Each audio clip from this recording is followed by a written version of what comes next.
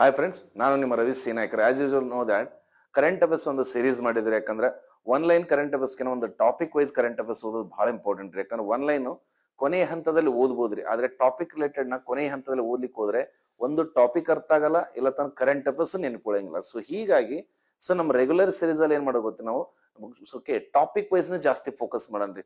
One line current affairs ಏನಿದೆಲ್ಲ September ಇಂದ ಬೇಕಾದ್ರೆ ಅದನ್ನೊಂದು ಸೀರೀಸ್ ಸಪರೇಟ್ ಮಾಡೋಣ. ಬಟ್ ರೈಟ್ ನಾವು ವಿಲ್ ಫೋಕಸ್ ಅಂದ್ರೆ ಒಂದು ಕರೆಂಟ್ ಅಫೇರ್ಸ್ ನ ತಗೊಂಡು ನಾವೇನ್ ಟಾರ್ಗೆಟ್ ಮಾಡೋಣ ಸಬ್ಜೆಕ್ಟ್ ನ ಡ್ರಾಗ್ ಮಾಡ್ಲಿಕ್ಕೆ ಟ್ರೈ ಮಾಡೋಣ. ಇನ್ನು ಯಾರು ಪ್ರೀವಿಯಸ್ ವಿಡಿಯೋ ನೋಡಿಲ್ಲ, please go and watch the previous video. ಯಾಕಂದ್ರೆ ಆಲ್ಮೋಸ್ಟ್ 7 ವಿಡಿಯೋಸ್ ಆಗಿದವರಿಗೆ ಅಂದ್ರೆ ಒಂದು ಕ್ಲಾರಿಟಿ ಬರ್ತದೆ ನಮ್ಗೆ.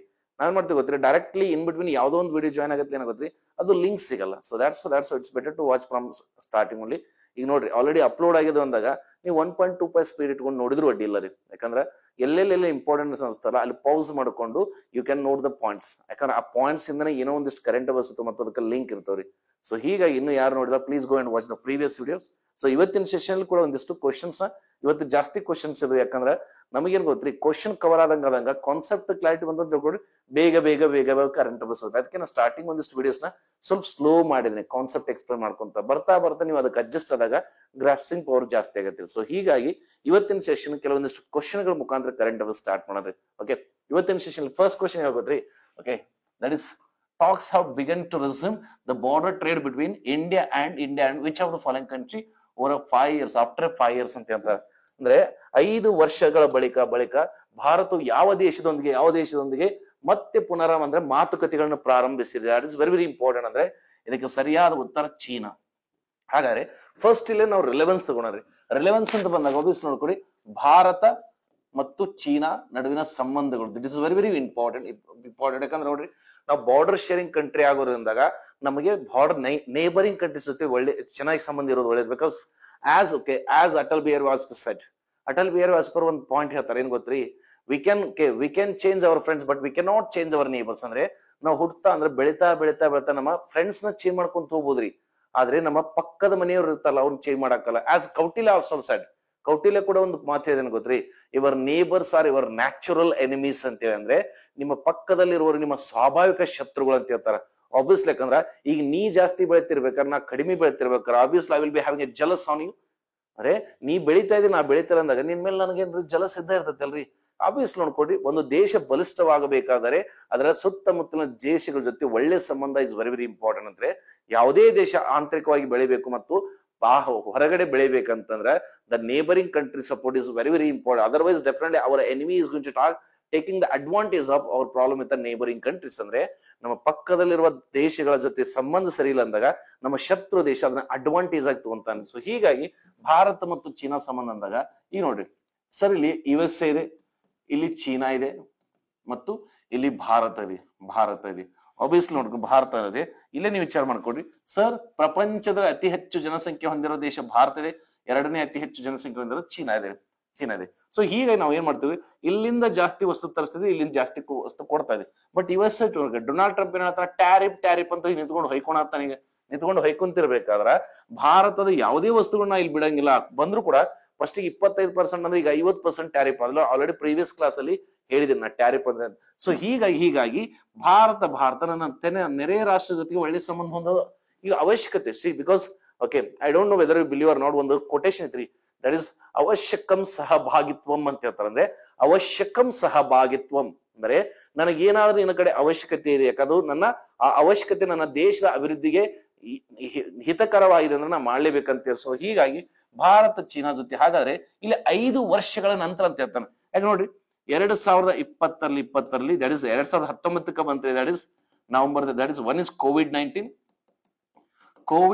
ಹರದಾಗ ಎಲ್ಲಾ ದೇಶಗಳು ಏನಪ್ಪಾ ಅಂದ್ರೆ ಇದಕ್ಕೆ ಮೂಲ ಕಾರಣ ಚೀನಾ ಅಂತೇಳಿ. ಅದರಿಂದ ವಸ್ತುಗಳನ್ನ ತಗೊಳೋದ್ ಬಿಟ್ರಿ, ಇನ್ಕ್ಲೂಡಿಂಗ್ ಇಂಡಿಯಾ. ಅದೇ 2020 ಡಿಸೆಂಬರ್ದಲ್ಲಿ ಅಂತ ಗೊತ್ತ್ರಿ, ದಟ್ ಇಸ್ ಗಲ್ವಾನ್ ವ್ಯಾಲಿ ಅಂದ್ರೆ ಪೂರ್ವ ಲಡಾಖಲ್ಲಿ ಸರ್ ಚೀನಾ ಸೈನಿಕರು ಆರ್ಮಿ ಟ್ಯಾಂಕ್ಗಳ ಮುಖಾಂತರ ನಮ್ಮ ಗಡಿ ಭಾಗದಲ್ಲಿ ಪ್ರವೇಶ ಮಾಡ್ಲಿಕ್ಕೆ ಅಲ್ಲಿ ನಮ್ಮ ಸೋಲ್ಜರ್ಸ್ ಮತ್ತೆ ಅವರ ಸೋಲ್ಜರ್ಸ್ ಮಧ್ಯೆ ಒಂದು ಘರ್ಷಣೆ ಉಂಟಾಗತ್ರಿ. ನೇಷನ್ ಫಸ್ಟ್ ರಿಮೈನಿಂಗ್ ರೆಸ್ಟ್ ಅಂತ ಹೇಳ್ತಾರೆ, ದೇಶ ಮೊದಲು ಇರ್ಬೇಕಂತ ಹೇಳಿ. ಸೊ ಹೀಗಾಗಿ ಭಾರತ ಸರ್ಕಾರ ಮಾಡ್ರಿ ಗಲ್ವಾನ್ ವ್ಯಾಲಿ ಕ್ಲಾಶ್ ಆಗ್ಲಿ ಇಮಿಡಿಯೇಟ್ ನಾವೇನ್ ಮಾಡಿದ್ರಿ, that is boycott China's product. ಅಂದ್ರೆ ಚೀನಾ ವಸ್ತುಗಳನ್ನ ಬೈಕಾಟ್ ಮಾಡಿಬಿಟ್ರಿ ಚೀನಾ ವಸ್ತುನ. ಸೊ ಹೀಗಾಗಿ ಚೀನಾ ನೋಡ್ರಿ ಪ್ರಪಂಚದಲ್ಲಿ ಅತಿ ಹೆಚ್ಚು ವಸ್ತುಗಳನ್ನ ಉತ್ಪಾದಿಸುವ ದೇಶ ಚೀನಾ ಇದೆ. ಅದೇ ಟೈಪ್ ಪ್ರಪಂಚದ ಅತಿ ಹೆಚ್ಚು ವಸ್ತು ಆಮದು ಮಾಡಿಕೊಳ್ಳೋ ದೇಶದಲ್ಲಿ ಭಾರತವು ಕೂಡ ಪ್ರಮುಖ ಸ್ಥಾನದಲ್ಲಿ ಬರ್ತೈತ್ರಿ. ಸೊ ಹೀಗಾಗಿ ಭಾರತ ಚೀನಾದಿಂದ ವಸ್ತುಗಳನ್ನ ತರಿಸ್ಕೊಳೋದ್ ಬಿಟ್ಟು ಇಲ್ಲಿ ಭಾರತ ಆತ್ಮನಿರ್ಭರ ಅಂತ ಸ್ಟಾರ್ಟ್ ಮಾಡ್ತೀರಿ, ಮೇಕ್ ಇನ್ ಇಂಡಿಯಾ ಸ್ಟಾರ್ಟ್ ಮಾಡಿದ್ರಿ. ಬಟ್ ಅದಕ್ಕೆ ಒಂದು ಹೂಡಿಕೆ ಬರ್ಬೇಕಲ್ಲ, ಆ ಹೂಡಿಕೆಗೆ ನಾವು ಜಾಸ್ತಿ ಏನ್ ಗೊತ್ತಿರಿ, ಅಮೆರಿಕ ಅಂದ್ರೆ ಅಮೆರಿಕದ ಕಂಪನಿಗಳ ಮೇಲೆ ಅವಲಂಬನೆ ಆದ್ವಿ ನಾವು. ಇವಾಗ ಡೊನಾಲ್ಡ್ ಟ್ರಂಪ್ ಏನ್ ಹೇಳ್ತಾನೆ ಗೊತ್ತ್ರಿ, ಭಾರತಕ್ಕೆ ನನ್ನ ಮಾತು ಕೇಳಿಲ್ಲ, ಭಾರತಕ್ಕೆ ನಾನು ಹೆದರ್ಸ್ತೀನಿ, ಟ್ಯಾರಿಫ್ ಹಾಕ್ತಾನೆ ಅಂತ ಹೇಳಿ. ಸೊ ಹೀಗಾಗಿ ಭಾರತ ಮತ್ತೆ ಚೀನಾ ಜೊತೆ ಸಂಬಂಧವನ್ನು ಬೆಳೆಸಲಿಕ್ಕೆ ಸ್ಟಾರ್ಟ್ ಮಾಡಿ. ಯಾಕಂದ್ರೆ ಇಲ್ಲಿ ನೋಡ್ರಿ, ಅಮೆರಿಕಕ್ಕೆ ಇರೋದು ಚೀನಾದ ಮೇಲೆ ದ್ವೇಷ. ಯಾಕಂದ್ರೆ ಪ್ರಪಂಚದ ಅತಿ ಹೆಚ್ಚು ಮಾರುಕಟ್ಟೆ ಇರುವ ಅಮೆರಿಕದ ಮಾರುಕಟ್ಟೆನ ಚೀನಾ ಕ್ರಮೇಣವಾಗಿ ಕಸ್ಕೊಂತ ಬಂತು. ಸೊ ಹೀಗಾಗಿ ಅಮೆರಿಕದವರಿಗೆ ಚೀನಾ ಮೇಲೆ ದ್ವೇಷ. ಆ ಚೀನಾ ಮೇಲೆ ದ್ವೇಷ ಅಂದಾಗ ಏನ್ ಮಾಡ್ತಾರೆ, ಅದನ್ನ ಇಂಡಿಯಾ ಮೇಲೆ ಇಂಪ್ಲಿಮೆಂಟ್ ಮಾಡತ್ತಾರೆ. ಯಾಕಂದ್ರೆ we are the largest populated country. Obvious ನಮ್ಗೆ ವಸ್ತು ಬೇಕು, ಅದು ಭಾರತ ಎರಡನೇ ವಲಯದಲ್ಲಿ ವೀಕ್ ಇದೆಯೋ ಅಂದ್ರೆ ಉತ್ಪಾದನೆಯಲ್ಲಿ. ಸೊ ಹೀಗಾಗಿ ಈ ಸಮಯದಲ್ಲಿ ಭಾರತ ಏನ್ ಮಾಡ್ತೀವಿ, ಚೀನಾದೊಂದಿಗೆ ಅಂದ್ರೆ ನೋಡಿ 2020 ಆದ್ಮೇಲೆ ಅಂದ್ರೆ 5 ವರ್ಷಗಳ ಬಳಿಕ ಇದು ಇನ್ನೊಂದ್ ಏನ್ ಗೊತ್ತ್ರಿ ಸರ್, SCO ದಟ್ ಇಸ್ 2025 ಅಥವಾ 25ನ ಶಾಂಘೈ ಸಹಕಾರ ಮೀಟಿಂಗ್ ಕೂಡ ಈಗ ಚೀನಾದಲ್ಲಿ ರೀ. ಈ ವರ್ಷ ಎಲ್ಲಿದೆ, ಚೀನಾದಲ್ಲಿ. ಇದನ್ನ ಕೇಳ್ಬೋದು ನಿಮ್ಗೆ, ಚೀನಾದಲ್ಲಿ. ಸೊ ಹೀಗಾಗಿ ಮೋಸ್ಟ್ ಪಾಸಿಬಿಲಿಟಿ ಏನ್ ಗೊತ್ತ್ರಿ, ನಮ್ಮ ದೇಶದ ಪ್ರಧಾನಮಂತ್ರಿ ಅವರು ನರೇಂದ್ರ ಮೋದಿ ಅವರು ಚೀನಾಕ್ಕೆ ಹೋಗುವ ಸಾಧ್ಯತೆಗಳಿವೆ ಅಂತ ಹೇಳ್ತಾರೆ. ಯಾಕಂದ್ರೆ 2016ರಲ್ಲಿ ಚೀನಾದ ರಾಷ್ಟ್ರಪತಿ ಜಿಂಗ್ಪಿಂಗ್ ಭಾರತಕ್ಕೆ ಬಂದಿರಿ. ಅದಾದ್ಮೇಲೆ ಅವರು ಬಂದಿಲ್ಲ, ನಾವು ಆ ಕಡೆ ಹೋಗಿಲ್ಲ ಅಂತೇಳಿ. But this is the time to go for our prime minister ಅಂತ ಹೇಳ್ತಾ ಇದಾರೆ. Let's see what will happen. ಅಂದ್ರೆ ನಿಮ್ಮ ಎಕ್ಸಾಮ್ಗೆ ಏನ್ ಕೇಳ್ಬೋದು, ಒಂದು ದೇಶದ ಹೆಸರು ಕೇಳ್ಬೋದು, ಇಲ್ಲತ್ತಂದ್ರ ಈ ಶಬ್ದ ಕೇಳೋದು, ಇಲ್ಲತ್ತಂದ್ರ ಶಾಂಘೈ ಸಹಕಾರ ಗುಂಪಿನ ಮೇಲೆ ಏನಾದ್ರು ಕ್ವಶನ್ ಬರ್ಬೋದು. ಯಾಕಂದ್ರೆ most of the leaders are saying, most of the medias are saying ಪ್ರಧಾನಮಂತ್ರಿ ಅಂದ್ರೆ ನರೇಂದ್ರ ಮೋದಿ ಅವರು ಈ ಮೀಟಿಂಗ್ ನ ಅಟೆಂಡ್ ಆಗುವ ಸಾಧ್ಯತೆಗಳು ಹೆಚ್ಚಾಗಿದೆ. ಯಾಕಂದ್ರೆ ಈ ಸಮಯದಲ್ಲಿ ನಾವು ಸೇರ್ಕೊಂಡು ನಾವು ಪಶ್ಚಿಮ ದೇಶಗಳ ಈ ಡಾಮಿನೆನ್ಸ್ ಏನಿದೆಲ್ಲ ಅಂದ್ರೆ ಸರ್ವಾಧಿಕಾರ, ಇದನ್ನ ನಾವು ಹುಟ್ಟು ಹಾಕ್ಸ್ಬೇಕಂದ್ರೆ ದಿಸ್ ಇಸ್ ದ ಟೈಮ್ ಅಂತ ಹೇಳ್ತಾರೆ. ಬಿಕಾಸ್ ಆಬ್ವಿಯಸ್ ನೋಡಿ, ಶತ್ರು ದೇಶ ಇರಬಹುದು, ಬಟ್ ಈ ಟೈಮಲ್ಲಿ ನಾವು ಸ್ವಲ್ಪ ನೇಬರಿಂಗ್ ಕಂಟ್ರೀಸ್ ಜೊತೆ ನಾವು ಕೋಆಪರೇಷನ್ ತಗೊಂಡ್ರೆ ಈ ಡೊನಾಲ್ಡ್ ಟ್ರಂಪ್ ಅಂತ ರಾಷ್ಟ್ರಪತಿಗೆ ಸ್ವಲ್ಪ ಟಕ್ಕರ್ ಕೊಡಬಹುದು. ಇಲ್ಲತ್ತಂದ್ರೆ ಏನ್ ಮಾಡ್ತೀನಿ, ಏನ್ ಬೇಕಂದ್ರೆ ಮಾಡ್ಕೊಂತ ಹೋಗ್ತಾನೆ. ಸೊ ಹೀಗಾಗಿ ಒಂದು ನಿಮ್ಮ ಎಕ್ಸಾಮ್ಗೆ ಶಾಂಘೈ ಸಹಕಾರದ ಮೀಟಿಂಗ್ ಬಗ್ಗೆ ಕೇಳ್ಬೋದು, ಇಲ್ಲತ್ತಂದ್ರೆ ಈ ತರ ಕೇಳ್ಬೋದು, ಇಲ್ಲತ್ತಂದ್ರೆ ಈ ಶಬ್ದ ಕೇಳ್ಬೋದು ನಿಮಗೆ, ದಟ್ ಇಸ್ ಟ್ರೇಡ್ ಡೆಫಿಸಿಟ್ ಮತ್ತು ಟ್ರೇಡ್ ಸರ್ಪ್ಲಸ್. ಈ ಎರಡು ಶಬ್ದದ ಸರ್ಪ್ಲಸ್, ಈ ಎರಡು ಶಬ್ದದ ಅರ್ಥ ಕೇಳ್ಬೋದು ನೋಡಿ. ಟ್ರೇಡ್ ಡೆಫಿಸಿಟ್ ಸಿಂಪಲ್ ಆಗಿ ಟ್ರೇಡ್ ಡೆಫಿಸಿಟ್ ಅಂದ್ರೆ ಎಕ್ಸಾಂಪಲ್ ನೋಡಿ, ಭಾರತ ಚೀನಾದಿಂದ ₹100 ವಸ್ತುಗಳನ್ನ ಆಮದು ಮಾಡ್ಕೊಂತ ಇದೆ. ಅದೇ ಚೀನಾ ಭಾರತದಿಂದ ಬರೀ ₹50 ವಸ್ತುಗಳನ್ನ ಆಮದು ಮಾಡ್ಕೊಂತಿದೆ ಅಂದಾಗ ಇಲ್ಲಿ ನೋಡ್ರಿ, ಭಾರತ ಚೀನಾದ ಮೇಲೆ ಜಾಸ್ತಿ ಅವಲಂಬನೆ ಇದೆ, ಆದ್ರೆ ಚೀನಾ ಭಾರತದ ಮೇಲೆ ಅಷ್ಟೇನು ಅವಲಂಬನೆ ಇಲ್ಲ. ಹೀಗಾಗಿ ನೋಡ್ರಿ ಏನಂತೇನೋ, ಭಾರತ ಚೀನಾದೊಂದಿಗೆ ವ್ಯಾಪಾರದ ಕುಂದುಕೊರತೆ ಅಂದ್ರೆ India is having trade deficit with India. Deficit ಅಂದ್ರೆ ಕೊರತೆ ಅಂದ್ರೆ ನಾವು ₹100 ವಸ್ತು ಆಮದು ಮಾಡ್ಕೊಂಡ್ರೆ ಅವ್ರು ನಮ್ ಕಡೆ ಬರೀ ₹50 ವಸ್ತು ಆಮದು ಮಾಡ್ಕೊಂಡ್ರ ಆಕ್ಚುಲಿ ನಾವು ಅವ್ರ ಮೇಲೆ ಬಾಳ ಡಿಪೆಂಡ್ ಅದೀವಿ ಅಂತ ಅರ್ಥ. ಸೊ ಹೀಗೆ ನಿಮ್ಮ ಎಕ್ಸಾಮ್ಗೆ ಟ್ರೇಡ್ ಡೆಫಿಸಿಟ್ ಕೇಳ್ಬೋದು. ಟ್ರೇಡ್ ಸರ್ಪ್ಲಸ್ ಅಂದ್ರೆ ಇದನ್ನ ಉಲ್ಟಾ ಮಾಡ್ರಿ. ಉಲ್ಟಾ ಅಂದ್ರೆ ನೋಡ್ರಿ, ಇವಾಗ ಚೀನಾ ದೇಶವು ಭಾರತದೊಂದಿಗೆ ಟ್ರೇಡ್ ಸರ್ಪ್ಲಸ್ ಅಂದ್ರೆ ಹೆಚ್ಚಿಂದು ಅಂತ ಅರ್ಥ. ಅಂದ್ರೆ ಚೀನಾವು ಭಾರತದೊಂದಿಗೆ ಸರ್ಪ್ಲಸ್ ಇದೆ ಅಂತ ಯಾರ ಹತ್ರ, ಇವರು ಸರ್ಪ್ಲಸ್ ಅನ್ಕೊಂತಾರ. ಯಾಕಂದ್ರ ಅವರ ರಫ್ತು ಜಾಸ್ತಿ ಇದೆ ಆಮದಕ್ಕಿಂತ, ಯಾರ ಜೊತೆ, ಭಾರತ ಜೊತೆ. ಅದೇ ನಾವು ಭಾರತದಿಂದ ಡೆಫಿಸಿಟ್ ಅಂತ ಅಂದ್ರೆ ನಮ್ಮದು ಅವರ ದೇಶದಿಂದ ಆಮದು ಜಾಸ್ತಿ ಇದೆ ಬಟ್ ರಫ್ತು ಕಡಿಮೆ ಇದೆ ಅಂತ ಹೇಳ್ತಾರೆ. ಸೊ ಈ ಕ್ವಶನ್ ಆದ್ರೂ ಕೇಳೋ ಸಾಧ್ಯತೆ ಇದೆ. Please remember. ಸೊ ಇದಕ್ಕೆ ಸರಿಯಾದ ಉತ್ತರ ದಟ್ ಇಸ್ ಚೀನಾ ರೀ, ಡಿ ಆಪ್ಷನ್. ಯಾಕಂದ್ರೆ ಆಲ್ರೆಡಿ ನಾವು ಬಹಳ ಸಲ ನೋಡ್ಕೊಡಿ, ಇಂಡಿಯಾ ಅಮೆರಿಕ ಟ್ರೇಡ್ ಬಗ್ಗೆ ಮಾತಾಡಿದೀವಿ. Many times we have discussed about that is that is a tariff ಅಂದ್ರೆ ಏನು, ರೆಸಿಪ್ರೋಕಲ್, ನೀವೆಲ್ಲ ಪ್ರೀವಿಯಸ್ ವಿಡಿಯೋದಲ್ಲಿ ಮಾತಾಡೋದಕ್ಕೆ ಸಿಂಪಲ್ ಹೋಗಿದ್ದೇನ್ರಿ. Next one, sorry. On the Independence Day, 14 tribal villages which region will host the Indian national flag for the first time due to improvement of security. ಇಲ್ಲಿ ನೋಡ್ರಿ, ಇಲ್ಲಿ first ಶಬ್ದ ಬಹಳ ಇಂಪಾರ್ಟೆಂಟ್. ಅಂದ್ರೆ 2020 ಸ್ವಾತಂತ್ರ್ಯ ಯಾವ ಪ್ರದೇಶವು 14 ಬುಡಕಟ್ಟು ಹಳ್ಳಿಗಳು ಸುಧಾರಿತ ಅಂದ್ರೆ that is improved internal security ಕಾರಣದಿಂದ ಮೊದಲ ಬಾರಿಗೆ ರಾಷ್ಟ್ರೀಯ ಧ್ವಜವನ್ನು, ಭಾರತ ರಾಜ್ಯ ಧ್ವಜವನ್ನು ಹಾರಿಸುವ ಯೋಜನೆ ಕೈಗೊಂಡಿದೆ ಅಂತ. So please remember. ಯಾಕಂದ್ರೆ ನೋಡಿ, ಒಂದು ಪ್ರಜಾಪ್ರಭುತ್ವ ದೇಶದಲ್ಲಿ ಪ್ರತಿಯೊಬ್ಬ ವ್ಯಕ್ತಿಗೇನಿದೆ ನಮ್ಮಲ್ಲಿ, that is article 19(1)(a), that is freedom of expression. So ಹೀಗಾಗಿ ಫಸ್ಟ್ ಇಲ್ಲಿ ನೋಡ್ಕೊಡ್ರಿ, ನಾವೇನ್ ಮಾಡೋಣ, ಬೇಸಿಕ್ಸ್ ತಿಳ್ಕೊಂಡು. ಬೇಸಿಕ್ಸ್ ಅಂತ ಬಂದಾಗ ಸರ್ ನ್ಯಾಷನಲ್ ಫ್ಲಾಗ್ ಮೇಲೆ ಕೇಳ್ತಾನ, ನ್ಯಾಷನಲ್ ಫ್ಲಾಗ್ ರಾಷ್ಟ್ರೀಯ ಬಾವುಟದ ಮೇಲೆ ಕೇಳ್ತಾನೆ. ಯಾಕಂದ್ರೆ ಬಾವುಟ ಅನ್ನೋದು ಒಂದು ಏಕತೆಯ ಸಂಕೇತ. ಅಂದ್ರೆ the flag is the symbol of unity ಅಂತ ಇರ್ತಾರೆ. ಸೊ ದೇಶದ ಫ್ಲಾಗ್ ಎಲ್ಲೇ ಹಾರಿಸಲಿ ನಮ್ಗೊಂದು ಹೆಮ್ಮೆ ಇರ್ತದ್ರಿ. ಹೆಮ್ಮೆ ಇರ್ತದ್ರಿ. ಬೇಕಾದ್ರೆ ನೀವು ನೋಡ್ಕೊಡ್ರಿ, ಯಾವುದೇ ಇರಲಿ ದೇಶದ ಬಾವುಟ ಅಂತ ಬಂದಾಗ ಫಸ್ಟ್ ವಿಲ್ ಗಿ respect the national flag, because that is the symbol we have for unity. ಅಂದ್ರೆ ದೇಶದ ಏಕತೆಯಲ್ಲಿ ಬಹುಮುಖ್ಯ ಪಾತ್ರ ವಹಿಸಿದ್ದು ಏನ್ ಗೊತ್ತ್ರಿ, ರಾಷ್ಟ್ರೀಯ ಬಾವುಟ ಅಂತ ಹೇಳ್ತಾರೆ. ಸೊ ಹೀಗಾಗಿ ನಿಮ್ಮ ಎಕ್ಸಾಮ್ಗೆ ಒಂದು ಕ್ವಶನ್ ನ್ಯಾಷನಲ್ ಫ್ಲಾಗ್ ಮೇಲೆ ಕೇಳಬಹುದು. ನ್ಯಾಷನಲ್ ಫ್ಲಾಗ್ ಓದ್ಬೇಕಾದ್ರೆ ಏನ್ ಕೇಳ್ರಿ, ನೀವು ಸ್ಟಾಟಿಕ್ ಅಂತ ಓದ್ಕೊಡ್ರಿ. Best example design by Pingali Venkayya. ಯಾವ ಮಟೀರಿಯಲ್ ಯೂಸ್ ಮಾಡ್ಬೇಕು, ದಟ್ ಇಸ್ ಸಿಲ್ಕ್. ಅಂದ್ರೆ ರೇಷ್ಮೆ ನಾರು ಯೂಸ್ ಮಾಡ್ಬೇಕು ನ್ಯಾಷನಲ್ ಫ್ಲಾಗ್ ಮಾಡ್ಬೇಕಾದ್ರೆ, ಇಲ್ಲ ತಾನೇ ಏನ್ ಮಾಡ್ಬೇಕು, ದಟ್ ಇಸ್ ಸಿಲ್ಕ್ ಯೂಸ್ ಮಾಡ್ಬೋದ್ರಿ. ನೆಕ್ಸ್ಟ್ ಏನ್ ಮಾಡ್ಬೋದ್ರಿ, okay silk. Next hand loomed cotton, ಅಂದ್ರೆ ಕೈಯಿಂದ ನೆಗೆದೆ ಹತ್ತಿರಿ, ಅಂದ್ರೆ ಮಷೀನ್ ಇಂದ ಅಲ್ಲ ಕೈಯಿಂದ ನೆಗೆದೆ ಹತ್ತಿನ ಯೂಸ್ ಮಾಡೋದಂದ್ರೆ ಸಿಲ್ಕ್ ಯೂಸ್ ಮಾಡ್ಬೋದು ನೀವು, ಹ್ಯಾಂಡ್ ಲೂಮ್ಡ್ ಕಾಟನ್ ಯೂಸ್ ಮಾಡ್ಬೋದು, ಮತ್ತು ಉಣ್ಣೆಯನ್ನಾದ್ರೂ ಯೂಸ್ ಮಾಡ್ಬೋದು ಅಂತ ಹೇಳಿದ್ರೆ ಅಂದ್ರೆ ಈ ಮೂರು ಬಟ್ಟೆ ಅಂದ್ರೆ ಮೂರು ಮಟೀರಿಯಲ್ ಯೂಸ್ ಮಾಡ್ಬೋದು. ನೆಕ್ಸ್ಟ್ ಎಲ್ಲಿ ತಯಾರಾಗ್ತದೆ, ಯಾರಿಗೆ ರೈಟ್ ಸೇರಿ, ದಟ್ ಇಸ್ ಕರ್ನಾಟಕ ಖಾದಿ ಗ್ರಾಮೋದ್ಯೋಗ ಸಂಯುಕ್ತ ಸಂಘ. ಅಂದ್ರೆ ಇವೆಲ್ಲ ಸ್ಟಾಟಿಕ್ ನೆನಪಿರ್ಬೇಕು ಅನ್ಕೊಂತಾರೆ. ಯಾಕಂದ್ರೆ ನೋಡ್ರಿ, ನಮ್ಮ ದೇಶದ ಸಂವಿಧಾನ ರಚನೆಯಲ್ಲಿ 22 ಸಮಿತಿಗಳು, ಒಂದು ಸಮಿತಿ ರಾಷ್ಟ್ರೀಯ ಬಾವುಟಕ್ಕೆ ಇತ್ತು. ಅಂದ್ರೆ ಅಷ್ಟು ಇಂಪಾರ್ಟೆನ್ಸ್ ಕೊಟ್ಟಿದ್ರು ಅಂತ ಅರ್ಥ. ಅಂದ್ರೆ ಡಾಕ್ಟರ್ ರಾಜೇಂದ್ರ ಪ್ರಸಾದ್ ಅಧ್ಯಕ್ಷತೆಯಲ್ಲಿ ನಮ್ಮ ನ್ಯಾಷನಲ್ ಫ್ಲಾಗ್ ಕಮಿಟಿ ಮಾಡ್ತಾರೆ, ನ್ಯಾಷನಲ್ ಫ್ಲಾಗ್ ಕಮಿಟಿ. ಸೊ ಇದು ಎಲ್ಲಿ ತಯಾರಾಗುತ್ತೆ, ಯಾವ ಕಂಪನಿ ತಯಾರು ಮಾಡ್ತಾರೆ, ಕರ್ನಾಟಕ ಖಾದಿ ಗ್ರಾಮೋದ್ಯೋಗ ಸಂಯುಕ್ತ ಸಂಘ. ಸ್ಥಳ ಎಲ್ಲಿದೆ, that is Bengeri, that is Hubballi ಅಂದ್ರೆ ನಥಿಂಗ್ ಬಟ್ ಏನ್ ಗೊತ್ತ್ರಿ, ಗರಗ್ ಅಂತಿದ್ರು. ಬಟ್ ಗರಗದಲ್ಲಿರುವ ಮ್ಯಾನುಫ್ಯಾಕ್ಚರಿಂಗ್ ಅಂತ ಅಪ್ಡೇಟ್ ಮಾಡ್ಲಿಕ್ಕೆ ತಾತ್ಕಾಲಿಕವಾಗಿ ಏನ್ ಮಾಡಿದ್ರೆ ಬೆಂಗೇರಿ ಹಾಕಿದ್ದಾರೆ. ಹಾಗಾದ್ರೆ ಸರಾಸರಿ ಅಂದ್ರೆ ಅನುಪಾತದ ಮೇಲೆ ಕೇಳ್ತಾರೆ ನೋಡ್ರಿ. ನಾವು as per the bureau of Indian standard ಪ್ರಕಾರ ನೋಡ್ರಿ, ಬ್ಯೂರೋ ಆಫ್ ಇಂಡಿಯನ್ ಸ್ಟ್ಯಾಂಡರ್ಡ್ ಪ್ರಕಾರ ಏನ್ ತಗೊಂತೀವಿ ನಾವು, that is length into width. ಅಂದ್ರೆ ಲೆಂತ್ ಇಂಟು ವಿಡ್ತ್ ನೆನಪಿಟ್ಕೊಡ್ರಿ. 2020 PS ಅಲ್ಲಿ ಭಾರತೀಯ ರಾಷ್ಟ್ರೀಯ ಧ್ವಜದ ಸರಾಸರಿ ಅನುಪಾತ ಅಗಲ ಮತ್ತು ಉದ್ದ ಅಂತ ರಿವರ್ಸ್ ಕೊಟ್ಟಿದ್ದಾವ. ನಾವು as per the bureau of standard ಅಂತ ಲೆಂತ್ ಇಂಟು ವಿಡ್ತ್ ಅಂದ್ರೆ ದಟ್ ಇಸ್ 3:2 ಯೂಸ್ ಮಾಡ್ತೀವಿ. ಬಟ್ ಕ್ವಶನ್ ಏನ್ ಕೇಳಿದಾವ, ವಿಡ್ತ್ ಟು ಲೆಂತ್ ಅಂತ ಕೇಳಿದಾಗ 2:3 ಹಾಕ್ಬೇಕ್ರಿ. ಮತ್ತೆ ನೋಡ್ರಿ ಸರ್ಕಲ್ ಇರ್ತದಲ್ಲ, 2/3 ಆಫ್ ವೈಟ್ ಸ್ಟ್ರಿಪ್ ಅಂದ್ರೆ ಬಿಳಿ ಪಟ್ಟಿ ಇರುತ್ತಲ್ಲ, ಅದ್ರ 2/3 ಇರ್ಬೇಕಂದ್ರೆ ಟಚ್ ಆಗಬಾರ್ದು ಅಂತ ಹೇಳಿ. ಸೊ ಈ ತರ ಬೇಸಿಕ್ಸ್ ನಿಮ್ಗೆ ಕೇಳ್ಬೋದು.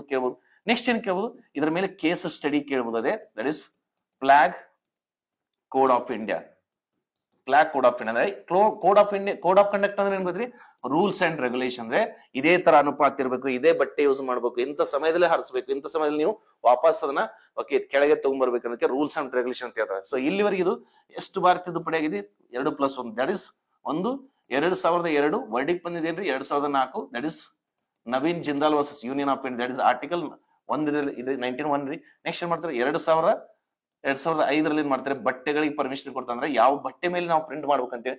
Next 2022 that is I think Har Ghar Tiranga. Already ನಾವು ಪ್ರೀವಿಯಸ್ ಕ್ಲಾಸ್ ಅಲ್ಲಿ ಡಿಸ್ಕಷನ್ ಮಾಡಿದ್ವಿ. ಹರ್ ಘರ್ ತಿರಂಗ ಎಂಬ ಕಾನ್ಸೆಪ್ಟ್ ಅಲ್ಲಿ ಹಿಮಾಚಲ್ ಪ್ರದೇಶದಲ್ಲಿ ಹರ್ ಘರ್ ತಿರಂಗಕ್ಕೆ ಒಂದು ಚಾಲನೆ ಕೊಟ್ಟಿದೆ. ಯಾಕಂದ್ರೆ ಅಲ್ಲಿ ಹಿಂದೆ ಕೊಟ್ಟಿದ್ರಿ, ಬಟ್ ಈಗ ಎಂಟೈರ್ ಒಂದು ಸ್ಟೇಟ್ ಅಲ್ಲಿ ಮಾಡ್ತಾ ಇದೆ. ಸೊ ಪ್ಲೀಸ್ ರಿಮೆಂಬರ್, ಈ ತರ ಬೇಸಿಕ್ ನೆನ್ಪಿಡ್ಬೇಕು. ಬಟ್ ಇಲ್ಲೇನ್ ಹೇಳ್ತಾನೆ ಗೊತ್ತ್ರಿ, ಮೊಟ್ಟ ಮೊದಲ ಬಾರಿಗೆ ಈ ತರ 14 ಬುಡಕಟ್ಟು ಹಳ್ಳಿರುವ ಸುಧಾರಿತ ಬಂದದ ಅಂದ್ರ ಇಂಪ್ರೂವ್ಡ್ ಇಂಟರ್ನಲ್ ಸೆಕ್ಯೂರಿಟಿ ಅಂತ ಹೇಳ್ತಾರೆ. ಅಂದ್ರೆ ಸರ್ ನಮ್ಮಲ್ಲಿ ನೋಡ್ಕೊಡ್ರಿ, ಪ್ರಜಾಪ್ರಭುತ್ವ ದೇಶಗಳಿಂದ ಕೆಲವೊಂದಿಷ್ಟು ಭಾಗದಲ್ಲಿ ಕೇಂದ್ರದ ಮತ್ತು ರಾಜ್ಯಗಳ ನಡುವೆ ಘರ್ಷಣೆ ಇದ್ದಿದೆ. sometimes there will be little bit disagreement between the state and central. ಅಂದ್ರೆ ಕೆಲವೊಂದು ವಿಚಾರಗಳಲ್ಲಿ ಕೇಂದ್ರ ಮತ್ತು ರಾಜ್ಯಕ್ಕೆ ತೊಂದರೆಗಳು ಇದ್ದೇ ಇರ್ತವೆ, ಅಂದ್ರೆ ಭಿನ್ನಾಭಿಪ್ರಾಯಗಳು ಇದ್ದೇ ಇರ್ತವೆ. ಅದೇ ಟೈಪ್ ನೋಡ್ಕೊಡಿ, ನಮ್ಮಲ್ಲಿ ಪ್ರಜಾಪ್ರಭುತ್ವ ದೇಶ ಆಗಿರೋದ್ರಿಂದ may be must have heard communist party. Because ರಾಜಕೀಯ ಪಕ್ಷಗಳಲ್ಲಿ ನೋಡ್ರಿ, ಪ್ರತಿಯೊಂದು ರಾಜಕೀಯ ಪಕ್ಷಗಳು ತಮ್ಮದೇ ಆದ ಒಂದು ಉದ್ದೇಶ ಮತ್ತು ಗುರಿಯನ್ನು ಹೊಂದಿರ್ತೀವಿ. ನೋಡ್ರಿ, ಡೆಮೋಕ್ರೆಟಿಕ್ ಅಂದ್ರೆ ಪ್ರಜಾಪ್ರಭುತ್ವ ಮೌಲ್ಯಗಳನ್ನ ಎಲ್ಲರಿಗೂ ಇದು ಮಾಡ್ಬೇಕಂತೇಳಿ ನಾವು ಒಂದು ಸಂಘ ಕಟ್ಟಿರ್ತೀವಿ, ಗ್ರೂಪ್ ಕಟ್ಕೊಂಡಿರ್ತೀವಿ, political party. I think previous ಯಾವುದೋ ವಿಡಿಯೋದಲ್ಲ, ಕರೆಂಟ್ ಅಫೇರ್ಸ್ ಅಲ್ಲಿ I think 3rd current affairs 4th current affairs ಅಲ್ಲಿ ನಾನು ಒಂದು ಕ್ಲಿಯರ್ ಆಗಿ ಹೇಳಿದ್ದೀನಿ. ಒಂದು ಪಕ್ಷವನ್ನು ರಾಜ್ಯ ಪಕ್ಷ ಅನ್ನಬೇಕಾದ್ರೆ ಏನ್ ಅರ್ಹತೆ ಇರಬೇಕು, ಮತ್ತು ರಾಷ್ಟ್ರೀಯ ಪಕ್ಷ ಅನ್ಲಿಕ್ಕೆ ಏನ್ ಅರ್ಹತೆ ಇರಬೇಕಂದ್ರೆ what should be the criteria for to declare one political party as a state political party and national political party, and how many national political parties are there and state political parties are there in India. ಈ ತರ explain ಮಾಡಿದೀನಿ, please go for that video. So ಹೀಗೆ ನೋಡ್ಕೊಡಿ, ಇಲ್ಲೇನು ಗೊತ್ತ್ರಿ, that is ಛತ್ತೀಸ್ಗಢಲ್ಲಿ obvious ನೋಡ್ರಿ, tribal area because of Chota Nagpur plate. ಇಲ್ಲಿ ಛತ್ತೀಸ್ಗಢದಲ್ಲಿ ನೋಡ್ಕೊಡ್ರಿ, ಒಂದು ಮಾಯ್ಸ್ಟ್ ಅಂತ ಹೇಳ್ತಾರೆ. ಮಾಯ್ಸ್ಟ್ ಅಂದ್ರೆ ಏನ್ ಗೊತ್ತ್ರಿ, what you mean by Maoist, that is Naxalites. Sir Naxalites ಅಂದ್ರೆ ಏನ್ ಗೊತ್ತ್ರಿ, ನಕ್ಸಲೈಟ್ಸ್ ಅಂದ್ರೆ ಅವ್ರು ಯಾವುದೇ ಸರ್ಕಾರದ ಯೋಜನೆ ಅಥವಾ ಅವರ ಆ ಉದ್ದೇಶದ ಮೇಲೆ ಅವ್ರು ಯಾವತ್ತೂ ಭಿನ್ನಾಭಿಪ್ರಾಯ ಇರ್ತಂದ್ರೆ, ಸರ್ ಕಮ್ಯುನಿಸ್ಟ್ ಪಾರ್ಟಿ ಆಲ್ವೇಸ್ ನೋಡ್ರಿ, ಸಮ್ ಪಾರ್ಟಿ ಏನಂತ ಲೆಫ್ಟಿಸ್ಟ್ ಅಂತೀವಿ, ಸಮ್ ಪಾರ್ಟೀಸ್ ರೈಟಿಸ್ಟ್ ಅಂತೀವಿ. ಅಂದ್ರೆ ಈಗ ನೋಡಿ, ಪ್ರಸ್ತುತ ಸರ್ಕಾರದ ಪ್ರಸ್ತುತ ಸರ್ಕಾರದ ಎಲ್ಲ ಯೋಜನೆಗಳನ್ನು ಎಲ್ಲ ಉದ್ದೇಶಗಳನ್ನು ಸಪೋರ್ಟ್ ಮಾಡೋರ್ಗೇನ್ರಿ ರೈಟಿಸ್ಟ್ ಅಂತ ಹೇಳ್ತಾರೆ. ಅಂದ್ರೆ ಓಕೆ ಇದು ನನ್ನ ಪೊಲಿಟಿಕಲ್ ಪಾರ್ಟಿ ಇವ್ರು ಏನ್ ಮಾಡಿದ್ರು ಸರಿ ಇರ್ತದೆ ಅಂತ ಹೇಳಿ. ಲೆಫ್ಟಿಸ್ಟ್ ಅಂದ್ರೆ ಏನ್ ಗೊತ್ತ್ರಿ, ವಿರೋಧ ಪಕ್ಷ, ಯಾವಾಗ್ಲೂ ಅಪೋಸ್ ಮಾಡ್ತಿರ್ತಾರೆ, ಅವ್ರಿಗೆ ಲೆಫ್ಟಿಸ್ಟ್ ಅಂತ ಹೇಳ್ತಾರೆ. ಅದಕ್ಕೆ ಓಕೆ ಆಡಳಿತ ಪಕ್ಷ ಮತ್ತು ವಿರೋಧ ಪಕ್ಷ, ಆಡಳಿತ ಪಕ್ಷ ಸಪೋರ್ಟ್ ಮಾಡಿದ್ರೆ ರೈಟಿಸ್ಟ್ ಅಂತ ಹೇಳ್ತಾರೆ, ವಿರೋಧ ಪಕ್ಷ ಸಪೋರ್ಟ್ ಮಾಡಿದ್ರೆ ಲೆಫ್ಟಿಸ್ಟ್ ಅಂತ ಹೇಳ್ತಾರೆ. ದಿಸ್ ದ ಪ್ರಜಾಪ್ರಭುತ್ವದ ಒಂದು ಬ್ಯೂಟಿ ಇದೆ. ಅಂದ್ರೆ it the beauty of the duty of democratic country. ಅಂದ್ರೆ ಒಂದು ಪ್ರಜಾಪ್ರಭುತ್ವ ರಾಷ್ಟ್ರದಲ್ಲಿ ವಿರೋಧ ಪಕ್ಷನೇ ಇರಬೇಕು, ಆಡಳಿತ ಪಕ್ಷನೇ ಇರ್ಬೇಕು. ಯಾಕಂದ್ರೆ ಇಬ್ಬರು ಅವರದೇ ಆದ ಕರ್ತವ್ಯಗಳಿದೆ. ಆದ್ರೆ ಕಮ್ಯುನಿಸ್ಟ್ ಅಂತ ಏನ್ ಗೊತ್ತ್ರಿ, ಇವರು ಯಾವುದೇ ಲೆಫ್ಟಿಸ್ಟ್ ರೈಟ್ ಅಂದ್ರೆ ಯಾವುದೇ ಪ್ರಜಾಪ್ರಭುತ್ವದಲ್ಲಿ ಅಷ್ಟು ನಂಬಿಕೆಯನ್ನು ಇಡುವುದಿಲ್ಲ. ಅದಕ್ಕೆ ಕಮ್ಯುನಿಸ್ಟ್ ಅಂತ. Best example if you go ಚೀನಾದಲ್ಲಿ ಕಮ್ಯುನಿಸ್ಟ್ ಇದ್ರೆ ಅಂದ್ರೆ ಜಿಂಗ್ಪಿಂಗ್ ವಿರುದ್ಧ ನೀ ಏನೇ ಮಾತಾಡಿದ್ರು ನೀನ್ ಎಲ್ಲಿ ಹೋಗ್ತೇವೆ ಗೊತ್ತಿಲ್ಲ, ಅಪ್ಸ್ಕೊಂಡ್ ಆಗ್ತೇವೆ ಗೊತ್ತಿಲ್ಲ, ಜೈಲಿಗೆ ಹಾಕ್ತಾರೋ ಗೊತ್ತಿಲ್ಲ, ವಾಪಸ್ ಬರ್ತೀವೋ ಗೊತ್ತಿಲ್ಲ. ಅದೇ ಟೈಪ್ ನೀವು ನೋಡ್ರಿ ನಾರ್ತ್ ಕೊರಿಯಾ ಅವ್ರಿ ಅಲ್ಲೇನಿದೆ, ನಾರ್ತ್ ಕೊರಿಯಾದಲ್ಲಿ ಏನಿದೆ ದಟ್ಸ್ ಅ ಡಿಕ್ಟೇಟರ್ಶಿಪ್ ಅದ್ರಿ. ಅಂದ್ರೆ ಜನಕ್ಕೆ ತಮ್ಮ ಭಾವನೆಗಳನ್ನ ಹೇಳಿಕ್ ಅವಕಾಶನೇ ಇಲ್ಲ. ಬೆಸ್ಟ್ ಎಕ್ಸಾಂಪಲ್ ಇಲ್ಲಿ ಅಫ್ಘಾನಿಸ್ತಾನ ಅವ್ರಿ, ಜನಕ್ಕೆ ಶಿಕ್ಷಣ ಮಹಿಳೆಯರಿಗೆ ಶಿಕ್ಷಣ ಕೊಡಂಗಿಲ್ಲ ಅಂತ ಹೇಳ್ತಾನ. ನಾಳೆ ಶಿಕ್ಷಣ ಬೇಕಂತ ಹೋರಾಡಿದ್ರೆ ನಾಳೆ ನೀವು ಬದುಕ್ತೋ ಇಲ್ಲ ಗೊತ್ತಿಲ್ಲ. ಆದ್ರೆ ಭಾರತದಲ್ಲಿ ನಾವು ಏನೇ ನಮಗೆ ಸಮಸ್ಯೆ ಆದ್ರೆ ಅಟ್ ಲೀಸ್ಟ್ ಸರ್ಕಾರದ ಮುಂದೆ ನಮ್ಮ ಸಮಸ್ಯೆ ಹೇಳಿಕೆ ನನಗೊಂದು ಅಧಿಕಾರವಿದೆ, ಯಾಕಂದ್ರೆ ನನಗೆ ಫ್ರೀಡಮ್ ಆಫ್ ಎಕ್ಸ್ಪ್ರೆಷನ್ ಇದೆ, ಅಭಿವ್ಯಕ್ತಿ ಸ್ವಾತಂತ್ರ್ಯ ಇದೆ ಅಂತ ಹೇಳಿ. ಸೊ ಹೀಗಾಗಿ ನೋಡ್ಕೊಳ್ಳಿ ನೆಕ್ಸ್ಟ್ ಲೈಟ್ಸ್ ಗ್ರೂಪ್ ಬಹಳ ದೂರಿಯಲ್ಲಿ ಛತ್ತೀಸ್ಗಢದಲ್ಲಿ. ಸೊ ಆದ್ರೆ ಭಾರತದ ದಟ್ ಇಸ್ ಇಂಟರ್ನಲ್ ಸೆಕ್ಯೂರಿಟಿ ಅಂದ್ರೆ ಆಂತರಿಕ ಭದ್ರತೆ ಅನ್ನೋದು ಬಹಳ ಇಂಪಾರ್ಟೆಂಟ್. ಯಾಕಂದ್ರೆ ನಾನು ಲಾಸ್ಟ್ ಕ್ಲಾಸ್ ಅಲ್ಲಿ ಹೇಳಿದ್ದೀನಿ that is 2.5 side war. Sir Bipin Rawat ಅವ್ರ ಏನ್ ಹೇಳಿ 2.5 ಸೈಡ್ ವಾರ್. ಅಂದ್ರೆ ನೋಡಿಲಿ ಚೀನಾ ಮತ್ತು ಪಾಕಿಸ್ತಾನ ಒಂದೇ ಟೈಮಲ್ಲಿ ಅಟ್ಯಾಕ್ ಮಾಡಿದ್ರೆ ಭಾರತಕ್ಕೆ ಬಹಳ ಕಷ್ಟ ಆಗುತ್ತೆ ವಿನಾಗ್ಲಿ. ಅದರ ಜೊತೆ ಇನ್ನೊಂದೇನ್ರಿ ಹಾಫ್ ಸೈಡ್, ಅಂದ್ರೆ ನಮ್ಮ ಜೊತೆಗೆ ಇದ್ದು ನಮ್ಮ ದೇಶದ ಪ್ರಜೆಗಳೇ ದೇಶದ ವಿರುದ್ಧವಾಗಿ ಕೆಲಸ ಮಾಡ್ತಾರೆ. ಅದಕ್ಕೆ half side of the group ಅಂತ ಹೇಳಿದ್ರೆ ಮೋಟಿವೇಶನ್ ಯಾವ್ದಾರ ಇರ್ಬೋದು. ಒಬ್ಬ ವ್ಯಕ್ತಿ ತಪ್ಪು ಮಾಡ್ತಾ ಇದ್ದಾನೆ ಅಂದಾಗ ಅವಾಗ ಏನ್ ಗೊತ್ತ್ರಿ, ಮೋಟಿವೇಶನ್ ಏನಾರ ಇರ್ಬೋದು. ಬಟ್ ಒಬ್ಬ ವ್ಯಕ್ತಿ ಪದೇ ತಪ್ಪು ಮಾಡ್ತಾ ಇದ್ದಾನೆ ಅವಾಗ ಏನಂತ ನಾವು ಹ್ಯಾಬಿಚುವಲ್ ಅಫೆಂಡರ್ ಅಂತೀವಿ. Any person is doing mistakes again and again ಅಂದಾಗ you have given lots of the punishment but still they are unable to change ಅಂದಾಗ ಅದಕ್ಕೆ ಏನಂತಾರೆ ಹ್ಯಾಬಿಚುವಲ್ ಅಫೆಂಡರ್ಸ್ ಅಂತ ಹೇಳಿದ್ರೆ ಇವಾಗ ಅಪರಾಧ ಮಾಡದ ಒಂದು ರೂಢಿ ಆಗಿಬಿಟ್ಟಿದೆ, ಅವ್ನ್ ಪನಿಷ್ಮೆಂಟ್ ಕೊಟ್ಟರು ಯೂಸ್ ಇಲ್ಲ ಅಂತ ಹೇಳ್ತಾರೆ. ಸೊ ಹೀಗಾಗಿ ನೋಡ್ಕೊಳ್ಳಿ, ಹೀಗಾಗಿ ಹಾಪ್ ಅಂತ ಹೇಳ್ತಾರೆ. ಸರ್ ಭಾರತ ಸ್ವತಂತ್ರಗೊಂಡು 78 ವರ್ಷಗಳ ಸಂಪೂರ್ಣವಾದ್ರೂ ಕೂಡ ಆ ಪ್ರದೇಶದಲ್ಲಿ ರಾಷ್ಟ್ರೀಯ ಧ್ವಜವನ್ನು ಹಾರಿಸ್ತಿದ್ದಿಲ್ಲ, ಕೇವಲ ಅವ್ರದ್ದು ಬಾವುಟ ಹಾರಿಸ್ತಿದ್ರು, ಐದರ್ ಬ್ಲಾಕ್ ಕಲರ್ ಅಥವಾ red colour to show that against the ruling government ideology ಅಂತೇಳಿ. ಸೊ ಹೀಗಾಗಿ ಮೊದಲ ಬಾರಿಗೆ ರಾಷ್ಟ್ರೀಯ ಧ್ವಜವನ್ನು ಹಾರಿಸ್ಲಿಕ್ಕೆ ಇಲ್ಲಿ ಅರೇಂಜ್ ಮಾಡ್ತಾರೆ ಅಂದ್ರೆ ದಟ್ ಇಸ್ ಛತ್ತೀಸ್ಗಢದ ಬಸ್ತಾರ ವಿಲೇಜ್ ಅಂತ ಹೇಳ್ತಾರೆ. ಸೊ ಹೀಗಾಗಿ ನಿಮ್ಮ ಎಕ್ಸಾಮಿನೇಷನ್ ಇದು ಬಹಳ ಹೈಲೈಟ್ ಆಗುತ್ತೆ. ಯಾಕಂದ್ರೆ ಇದೊಂದು ಭಾರತದ ಆಂತರಿಕ ಭದ್ರತೆಯ ಒಂದು ಯಶಸ್ಸು ಅಂತಾನೆ ಹೇಳ್ಬೋದು. ಸೊ ಹೀಗೆ ನಿಮ್ ಎಕ್ಸಾಮ್ ಕೇಳ್ಬೋದ್ರಿ ದಟ್ ಇಸ್ ಛತ್ತೀಸ್ಗಢ ಅಂತ. ಅಂದ್ರೆ ಸ್ವಲ್ಪ ನಿಮ್ಗೆ ನ್ಯಾಷನಲ್ ಫ್ಲಾಗ್ ಮೇಲೆ ಕೇಳ್ಬೋದು, ಈ ತರ ಯಾವ್ದಾರ ಟಾಪಿಕ್ ನ ರಿಲೇಟೆಡ್ ಮಾಡ್ಕೊಂಡು ನಿಮ್ಗೆ ಯಾವ ಬುಡಕಟ್ಟು ಜನಾಂಗ ಅಂತಾನು ಕೇಳ್ದತ್ತ, ಯಾವ ರಾಜ್ಯದಲ್ಲಿ ಇದೆ ಅಂತಾನು ಕೇಳ್ಬೋದ್ರಿ. So please remember some. Next one, ಭಾರತದ ಮೊದಲ 2x25 kilowatt electrical traction subsection under mission Raftaar was commission by Western Ghats railway in which state ಅಂತ ಹೇಳ್ತಾನೆ. ಒಂದ್ ತಿಳ್ಕೊಡ್ರಿ, ಯಾವುದೇ ಒಂದು ಫಸ್ಟ್ ಅಂತ ಬಂದಾಗ ಮೊದಲ ಅಂತ ಬಂದಾಗ ಫಸ್ಟ್ ನೀವೇನು ಗೊತ್ತ್ರಿ ರೀಸನ್ ಹುಡುಕ್ಬೇಕು. ವೈ ಅಂದ್ರೆ ಯಾವ್ದೋ ಒಂದು ಟಾಪಿಕ್ ಫಸ್ಟ್ ಬಂದಾಗ you have to understand what is the reason for first. ಅದು ಮೊದಲಂತ ಶಬ್ದ ಬಲಿಕೆ ರೀಸನ್ ಏನು ಕಂಡಿಡ್ಕೋಬೇಕ್ರಿ. Once you know the reason, next ಏನಾಗತ್ರಿ ಇದ್ರ ಅವಶ್ಯಕತೆ ಇತ್ತೋ ಇಲ್ಲೋ, ಯಾಕೆ ಹಾಕ್ತಾ ಇದಾರೆ ಮತ್ತೆ ಎಲ್ಲಿಂದ, ಅಂದ್ರೆ location is also very important. Right, location is also very important. So ಹೀಗಾಗಿ ನೋಡ್ರಿ ಯಾವ ಸ್ಟೇಟ್ ಅದನ್ನ ನೆಕ್ಸ್ಟ್ ಬರೋಣ. First we need to understand ಇಲ್ಲೇನಿದೆ ರೀ ಮಿಷನ್ ರಫ್ತಾರ್ ಅಂತಿದೆ. ಇಲ್ಲಿ ನೋಡ್ಕೊಡ್ರಿ, ಕೇಂದ್ರ ಸರ್ಕಾರ ಯಾವುದೇ ಯೋಜನೆ ತಗೊಂಡ್ರೆ ಕೇಳ್ತಾನೆ ನೋಡ್ರಿ 2021ರಲ್ಲಿ ಪ್ರಧಾನಮಂತ್ರಿ ಗತಿ ಶಕ್ತಿ ಮಾಸ್ಟರ್ ಪ್ಲಾನ್ ಅನ್ನೋದು ಲಾಂಚ್ ಮಾಡಿದ್ರೆ. ಅಂದ್ರೆ ಭಾರತದ ಮೂಲ ಸೌಕರ್ಯಗಳಲ್ಲಿ 100 ಲಕ್ಷ ಕೋಟಿ ಹಣವನ್ನು ನಾವು ಇನ್ಫ್ರಾಸ್ಟ್ರಕ್ಚರ್ ಪ್ರಾಜೆಕ್ಟ್ ಹಾಕ್ತೇನೆ ಅಂತ ತಗೊಂಡ್ಬಂದಿದ್ರಿ. ಅದೇ ಅಡಿಯಲ್ಲಿ ನಾವು ಒಂದೇ ಭಾರತ ನೀವೆಲ್ಲ ಅದೇ ಅಡಿಯಲ್ಲಿ ರೀ. ಅದಕ್ಕೆ ಹೈವೇ ಇಂಪ್ರೂವ್ ಆಗ್ತದೆ, ಬ್ರಿಡ್ಜ್ ಆಗ್ತದೆ. ಇದೇ ಕ್ವಶನ್ PSI 545 ಒರಿಜಿನಲ್ ಪೇಪರ್ ಕೇಳಿದ್ರಿ, ಪ್ರಧಾನಮಂತ್ರಿ ಗತಿ ಶಕ್ತಿ ಮಾಸ್ಟರ್ ಪ್ಲಾನ್ ಇದು ಯಾವ ಕುರಿತು ಅಂತ ಕೇಳಿದ್ರಿ. ಸೊ ಹೀಗಾಗಿ ಇಲ್ಲಿ ನೋಡ್ಕೊಡ್ರಿ, ನಾವು ಫಸ್ಟ್ ಮಿಷನ್ ರಫ್ತಾರ್ ಅಂತ ತಿಳ್ಕೊಬೇಕು. ಅದರ ಜೊತೆಗೆ ಫಸ್ಟ್ ನಾವು ಏನಿದು ರಫ್ತಾರ್ ಅಂತ ಮುಂಚೆ ಎಲ್ಲೇನ ತಿಳ್ಕೊಬ್ರಿ. ಸೊ ನೆನ್ಪಿಟ್ಕೊಡ್ರಿ, ತಿಳ್ಕೊಡ್ರಿ, every country economy is always depend on the road, always depend on the transportation facility of that country. ಅಂದ್ರೆ ಪ್ರತಿ ಒಂದು ದೇಶದ ಆರ್ಥಿಕತೆಯು ಆ ದೇಶದಲ್ಲಿರುವ ಸಾರಿಗೆ ವ್ಯವಸ್ಥೆಯ ಬಲಿಷ್ಠತೆ ಮೇಲೆ ಇರ್ತದೆ. ಅಂದ್ರೆ every country economy is directly depend on transportation. Why? Sir ಒಂದು ವಸ್ತು ಅಥವಾ ಮನುಷ್ಯ ಸರಿಯಾದ ಸಮಯದಲ್ಲಿ ಮಾರುಕಟ್ಟೆ ಅಥವಾ ಕೆಲಸದ ಪ್ಲೇಸಿಗೆ ಹೋಲಿಲ್ಲ ಅಂತ ತಿಳ್ಕೊಡ್ರಿ, ಅಲ್ಲೇ ವಸ್ತುವಿನ ಬೆಲೆ ಏರುತ್ತದೆ. ನೋಡ್ರಿ, ಇವತ್ತು ನಾ ಆಫೀಸಿಗೆ ನಾ ಅರ್ಧ ತಾಸು ಲೇಟ್ ಆಗಿ ಬಂದ್ರೆ ನಂದು ಹಾಫ್ ಡೇ ಸ್ಯಾಲರಿ ಹೋಗುತ್ತೆ. ಯಾಕೆ ಬರ್ಲಿಕ್ಕೆ ಆಗ್ತಾ ಇಲ್ಲ? ಸರ್ ಮಳೆ ಬರ್ತಾ ಇದೆ. ಮಳೆ ಬಂದ್ರೆ ಏನಾಯ್ತು? ಸರ್ ಬಸ್ ಲೇಟ್ ಆಗಿ ಬಂತು. ಬಸ್ ಯಾಕೆ ಲೇಟ್ ಬಂತು? ಸರ್ ಅಲ್ಲೆಲ್ಲ ನೀರ್ ಹೊಕ್ಕಿದ್ದು, ಡ್ರೈನೇಜ್ ಸಿಸ್ಟಮ್ ಬ್ಲಾಕ್ ಐತೆ, ಅದಕ್ಕೆ ಬಸ್ ಸ್ಲೋ ಬಂತು. ಅಂದ್ರೆ ನಮಗೆ ರೋಡ್ ಅಲ್ಲಿ ನೀರ್ ನಿಲ್ತಾ ಇದೆ ಅಂದಾಗ ಇನ್ಫ್ರಾಸ್ಟ್ರಕ್ಚರ್ ಪ್ರಾಪರ್ ಇಲ್ಲ. ಸೊ ಹೀಗಾಗಿ ಟ್ರಾನ್ಸ್ಪೋರ್ಟೇಶನ್ ಸಿಸ್ಟಮ್ ಸ್ಟ್ರಾಂಗ್ ಇರಲೇಬೇಕಂತ ಹೇಳ್ತಾರೆ. ಸೊ ಹೀಗಾಗಿ ಇಲ್ಲಿ ನೋಡ್ಕೊಡಿ, ಭಾರತ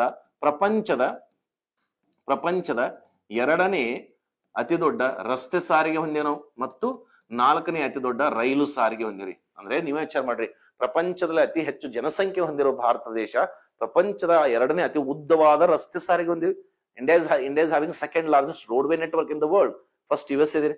ಸೆಕೆಂಡ್ ನೋಡ್ಕೊಡಿ, India is having 4th largest railway network. ಅಂದ್ರೆ 4ನೇ ಅತಿ ಉದ್ದವಾದ ರೈಲ್ವೆ ನೆಟ್ವರ್ಕ್ ಹೊಂದಿದೆ ಅಂದ ಆಬ್ವಿಯಸ್ಲಿ ಇದ್ರ improvement is also very very important. So ಹೀಗಾಗಿ ನೋಡ್ಕೊಡಿ, ಈ ರೈಲು ಭಾರತದಲ್ಲಿ ನೋಡ್ರಿ ಸರ್, ಚೀಪೆಸ್ಟ್ ಮೋಡ್ ಆಫ್ ಅಂದ್ರೆ ಕಡಿಮೆ ವೆಚ್ಚದ ಭೂ ಸಾರಿಗೆ ಅಂದ್ರೆ ದಟ್ ಇಸ್ ರೈಲು ಸಾರಿಗೆ. ನೋಡ್ರಿ, ನನಗೆ ಧಾರವಾಡದಿಂದ ಬೆಂಗಳೂರು ಹೋಗ್ಬೇಕಾದ್ರೆ ನಾ ಫಸ್ಟ್ ಚೆಕ್ ಮಾಡಿದ್ರೆ ಟ್ರೈನ್ ಟಿಕೆಟ್ ಚೆಕ್ ಮಾಡ್ತೀನಿ. ಅದೇ ನಂಗೆ ಟ್ರೈನ್ ಸಿಗ್ಲಿಲ್ಲ ಅಂದ್ರೆ ನೆಕ್ಸ್ಟ್ ಬಸ್ಸಿಗೆ ಹೋಗ್ತೀನಿ. ಬಸ್ಸಲ್ಲಿ ನಾನು ಏನ್ ಮಾಡ್ತೀನಿ ಗೊತ್ತ್ರಿ, ಗೌರ್ಮೆಂಟ್ ಬಸ್ ನೋಡ್ತೀನಿ.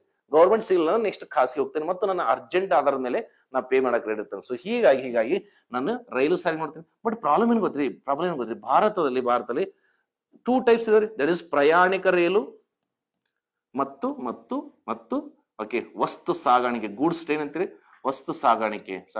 ಸರ್ ಎರಡೂ ಸಾಗಾಣಿಕೆ ನಮ್ಗೆ ಅತಿ ಅವಶ್ಯಕ ರೀ. ಸರ್ ರೈಲ್ವೆ ಮೇಲೆ ಒಂದು ಸಪರೇಟ್ GK ಕ್ಲಾಸ್ ಮಾಡ್ತಾನೆ, ಭಾರತದ ರೈಲು ಮತ್ತು ಅದರ ಪ್ರಮುಖ ವಿಷಯಗಳು ಅಂತೇಳಿ. ಅದನ್ನ ಸೆಪ್ಟೆಂಬರ್ 1ರಿಂದ ಮಾಡೋಣ. ಬಟ್ ಈ ಕರೆಂಟ್ ಅಫೇರ್ಸ್ ಮಾತ್ರ ಸ್ಟ್ರಿಕ್ ಆಗಲ್ಲ ನಾವು.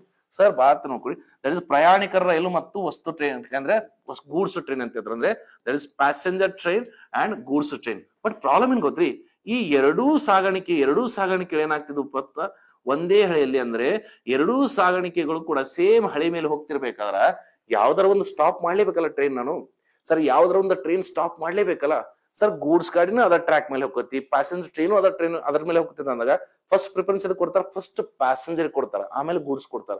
ಬಟ್ ಗೂಡ್ಸ್ ಲೇಟ್ ಆಗಿ ಹೋದಂತ ಕಡೆ ಆ ಮಾರುಕಟ್ಟೆ ತೊಂದರೆ ಆಗ್ತಾ ಇದಲ್ಲ. ಸೊ ಹೀಗಾಗಿ ಭಾರತ ಸರ್ಕಾರ ಮಾಡ್ತು, ಇಲ್ಲಪ್ಪ ಇದನ್ನ ನಾವು ಸ್ಪೀಡ್ ಮಾಡ್ಬೇಕು. ಅಂದ್ರೆ ಗೂಡ್ಸ್ ಗಾಡಿ ಆಯ್ತು ಮತ್ತು ಪ್ಯಾಸೆಂಜರ್ ಟ್ರೈನ್ ಆಯ್ತು, ಸ್ಪೀಡ್ ಹೋಗ್ಬೇಕಂದ್ರೆ ಏನ್ ಮಾಡ್ಬೇಕು ನಾವು?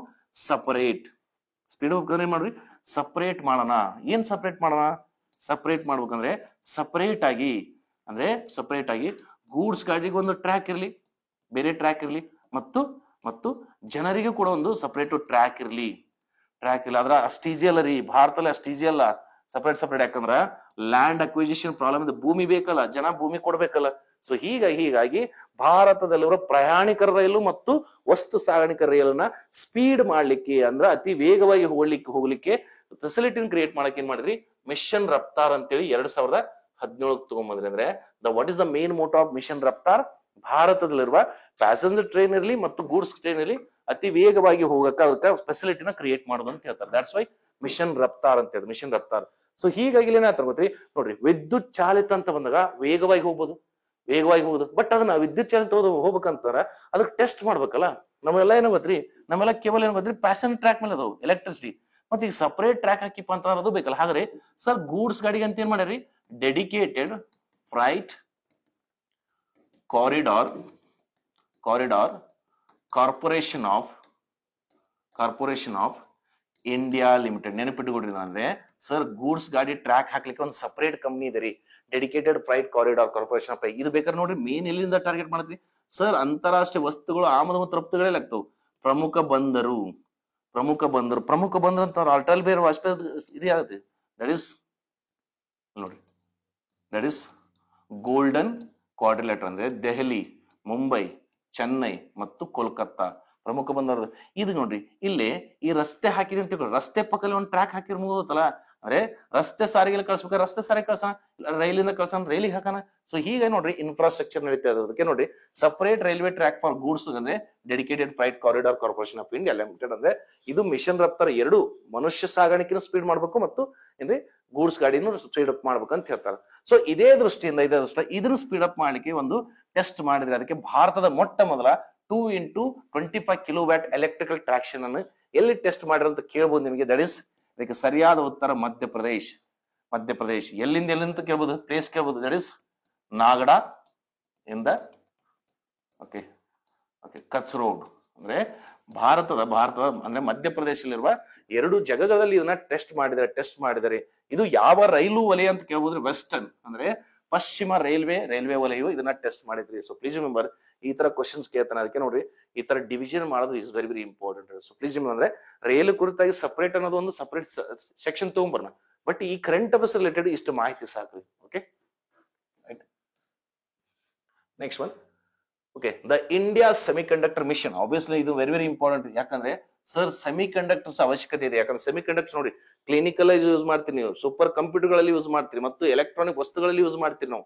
ಎಲ್ಲಾ ಕಡೆ ನಮಗೆ ಸೆಮಿಕಂಡಕ್ಟರ್ಸ್ ಬೇಕು. ಸೆಮಿಕಂಡಕ್ಟರ್ ಅಂದ್ರೆ ನಮ್ಗೆ ಗೊತ್ತಿದೆ, they have very good quality. Okay, very good quality. Like that is okay electricity conductivity ಅಂತಂದ್ರೆ ಶಾಖಕ್ಕೆ ಹೆಂಗ್ ರೆಸ್ಪಾನ್ಸ್ ಮಾಡ್ತಾರೆ, ಎಲೆಕ್ಟ್ರಿಸಿಟಿ ಹೆಂಗ್ ರೆಸ್ಪಾನ್ಸ್ ಮಾಡ್ತಾರ ಅಂತೇಳಿ.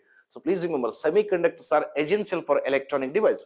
ನೀವ್ ಏನೋ ಸೂಪರ್ ಕಂಪ್ಯೂಟರ್ ಮಾಡ್ರಿ, ನೀವು ಎಲ್ಲ ಮೊಬೈಲ್ ತಗೊಳ್ರಿ, ಎಲ್ಲದಕ್ಕೂ ನಮಗೆ ಸೆಮಿಕಂಡಕ್ಟರ್ಸ್ ಬೇಕ್ರಿ. ಸೊ ಹೀಗಾಗಿ ನೋಡ್ಕೊಡಿ. Okay, the Indian Semiconductor Mission operates under which of the following ministry?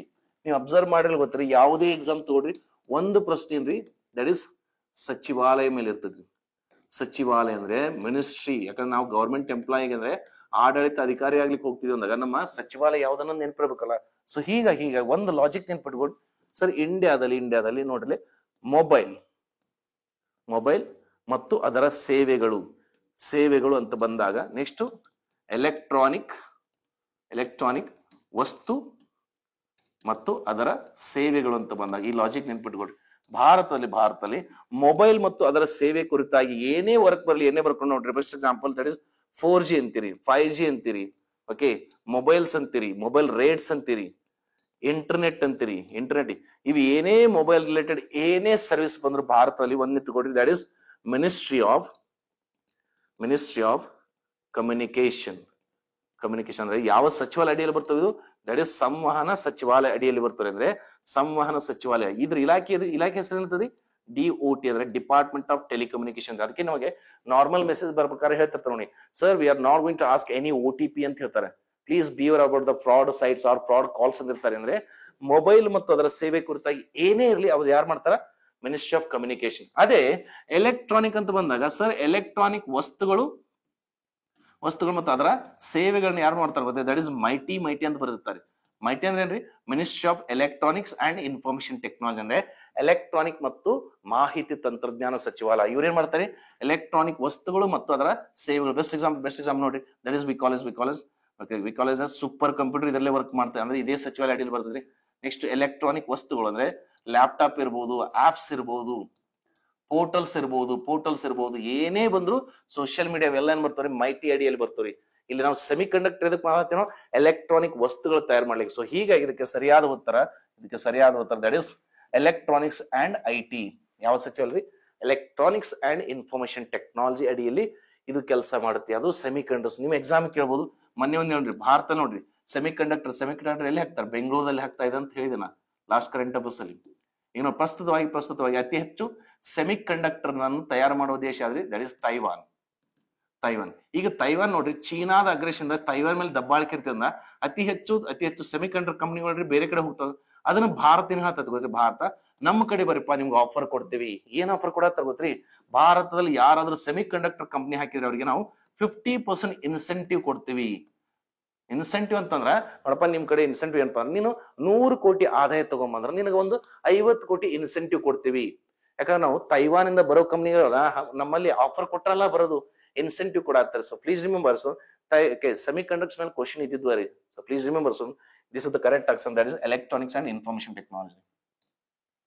Next one, which high priority infrastructure in India emerging technology landscape is scheduled to open in January? ಇದು very very important. ಯಾಕಂದ್ರೆ ನೋಡಿ 2026 ಜನವರಿ ಮತ್ತೆ ಬರ್ತದ್ರಿ. ಇಲ್ಲಿ ಏನ್ ಹೇಳ್ತಾರ ಗೊತ್ತ್ರಿ? ಭಾರತ ಉದ್ಯಮದಲ್ಲಿ ತಂತ್ರಜ್ಞಾನ ಮತ್ತು ಭೂದೃಶ್ಯದಲ್ಲಿ ಯಾವ ಹೆಚ್ಚಿನ ಆದ್ಯತೆ ಮೂಲಸೌಕರ್ಯವನ್ನು ಜನವರಿ ಅಮರಾವತಿಯಲ್ಲಿ ತೆರೆಯಲಾಗುತ್ತಿದೆ. ಅಂದ್ರ ಸರ್ ಇಲ್ಲಿ ನೋಡ್ರಿ, ಫ್ಯೂಚರಿಸ್ಟ್ ಕರೆಂಟ್ ಅಫೇರ್ಸ್ ಬಂದಾಗ ಇಲ್ಲಿ ಅನೌನ್ಸ್ಮೆಂಟ್ ಮಾಡಿರ್ತಾರೆ, ಗವರ್ಮೆಂಟ್ ಅನೌನ್ಸ್ಮೆಂಟ್ ಮಾಡಿರ್ತಾರೆ. ಏನಂತ ಅನೌನ್ಸ್ಮೆಂಟ್ ಮಾಡಿದ್ರಿ? ಈ ಸಮಯದಲ್ಲಿ ನಾವು ಉದ್ಘಾಟನೆ ಮಾಡಲಿದ್ದೇವೆ ಅಂತ. ಸೊ ಹೀಗಾಗಿ ನೋಡ್ಕೊಡಿ, ಹೀಗಾಗಿ ಇಲ್ಲಿ ಏನ್ ಹೇಳ್ತಾನೆ ಗೊತ್ತ್ರಿ? ಯಾವ್ದು ಎಮರ್ಜಿಂಗ್ ಟೆಕ್ನಾಲಜಿ ಅಮರಾವತಿಯಲ್ಲೇ ಓಕೆ ಅದು ಓಪನ್ ಆಗ್ತದೆ. ಇನ್ನೊಮ್ಮೆ ಏನ್ ಬರ್ಬೋದ್ರಿ? ಈ ಕೆಳಗಿನ ಯಾವ ಪ್ರದೇಶದಲ್ಲಿ ಈ ಒಂದು ಈ ಒಂದು ಸಂಸ್ಥೆ ಉದ್ಘಾಟನೆಗೊಂಡಿತ್ತು ಅಂತ ಬರ್ಬೋದು. ಸೊ ಹೀಗೆ ಇದಕ್ಕೆ ಸರಿಯಾದ ಉತ್ತರ that is quantum valley tech park. Quantum valley tech park. Sir quantum valley ಅಂದ್ರೆ ಗೊತ್ತಿಲ್ಲ, ದಟ್ ಇಸ್ ಕ್ವಾಂಟಮ್ ಫಿಸಿಕ್ಸ್ ಅಂತ ಕೇಳಿರ್ಬೋದು. Sir it's a more emerging ಟೆಕ್ನ ಕ್ವಾಂಟಮ್ ಫಿಸಿಕ್ಸ್. ಅರೆ ಸರ್ ನಾವು ಬಳಸ್ತಿರುವ ಎಲೆಕ್ಟ್ರಾನಿಕ್ ಡಿವೈಸ್ ಗಳು ನೋಡ್ಕೊಡ್ರಿ, ನಾವು ಏನೇ ಮಾಹಿತಿ ಕೊಟ್ರಿ ಅನ್ಕೊಡ್ರಿ 0 ಮತ್ತು 1 ಈ ಬೈನರ್ ಸಿಸ್ಟಮ್ ಅಲ್ಲಿ ಮಾತ್ರ ಆಪರೇಟ್ ಮಾಡ್ತೀವಿ.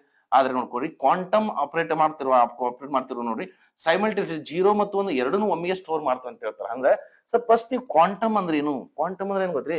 That is behaviour of some nano particles at nano level. ಅಂದ್ರೆ ಕೆಲವೊಂದು ವಸ್ತುಗಳು ಏನ್ ಮಾಡ್ತೀವಿ ಗೊತ್ತ್ರಿ, ನಾವು ಅದನ್ನ ಅತಿ ಯುವಿ ತರಂಗಗಳನ್ನ ಬಿಟ್ಟಾಗ ಅಲ್ಲಿರುವ ಎಲೆಕ್ಟ್ರಾನಿಕ್ಗಳು ಪ್ರಚೋದನೆಗೊಂಡು ಆಪ್ಟಿಕಲ್ ಮತ್ತು ಎಲೆಕ್ಟ್ರಿಕ್ ಆಪ್ಟಿಕಲ್ ಮತ್ತು ಎಲೆಕ್ಟ್ರಾನಿಕ್ ನ ಕಾನ್ಫಿಗರೇಷನ್ ಚೇಂಜ್ ಮಾಡ್ತು ಅಂತ ಹೇಳ್ತಾರೆ. ಫಾರ್ ಎಕ್ಸಾಂಪಲ್ ಅಂದ್ರೆ ಕ್ವಾಂಟಮ್ ಟೆಕ್ನಾಲಜಿ ನಥಿಂಗ್ ಬಟ್ ಏನ್ ಗೊತ್ತ್ರಿ?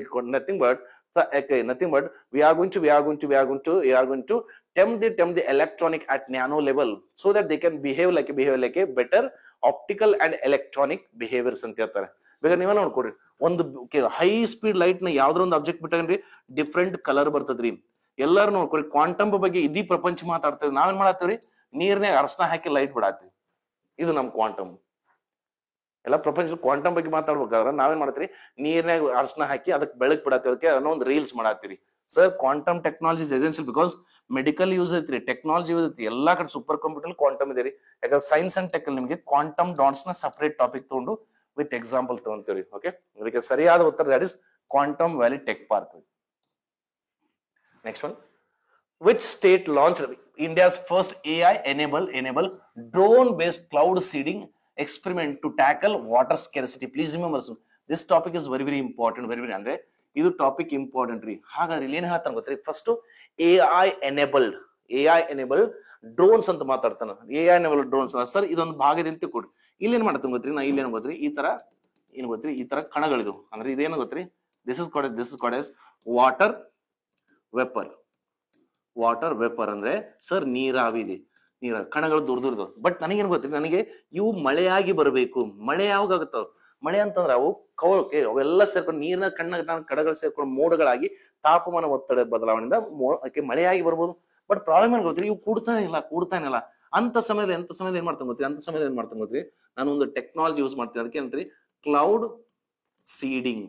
ಅಂದ್ರೆ ಕನ್ನಡದಲ್ಲಿ ಎಂತನೋ ಮೋಡ ಬಿತ್ತನೆ ಅಂತೀವಿ ಅಂತಾರೆ. ಮೋಡ ಬಿತ್ತನೆ ಅಂದ್ರೆ ಈ ಕಣಗಳು ಜೋಡಿ ಆದಾಗ ಏನಾಗತ್ ಗೊತ್ತ್ರಿ? ಮೋಡಗಳಾಗ್ತವಲ್ಲ. ಸೊ ಹೀಗಾಗಿ ನಾನು ಏನ್ ಮಾಡ್ತೇನೆ ಗೊತ್ತ್ರಿ? ಕೃತಕವಾಗಿ ಏನ್ ಮಾಡ್ತೇನೆ ಗೊತ್ತ್ರಿ? ಒಂದಿಷ್ಟು ಪದಾರ್ಥ ಯೂಸ್ ಮಾಡ್ತೇನೆ, ಅದಕ್ಕೇನಂತಾರೆ ಸಿಲ್ವರ್ ಅಯೋಡೈಡ್ ಅಥವಾ ಪೊಟ್ಯಾಷಿಯಂ ಅಯೋಡೈಡ್, ಅಥವಾ ಏನ್ ಮಾಡ್ತೇನೆ ಡ್ರೈ ಐಸ್ ಅಂದ್ರೆ ಏನ್ ಗೊತ್ತ್ರಿ? That is solid carbon dioxide.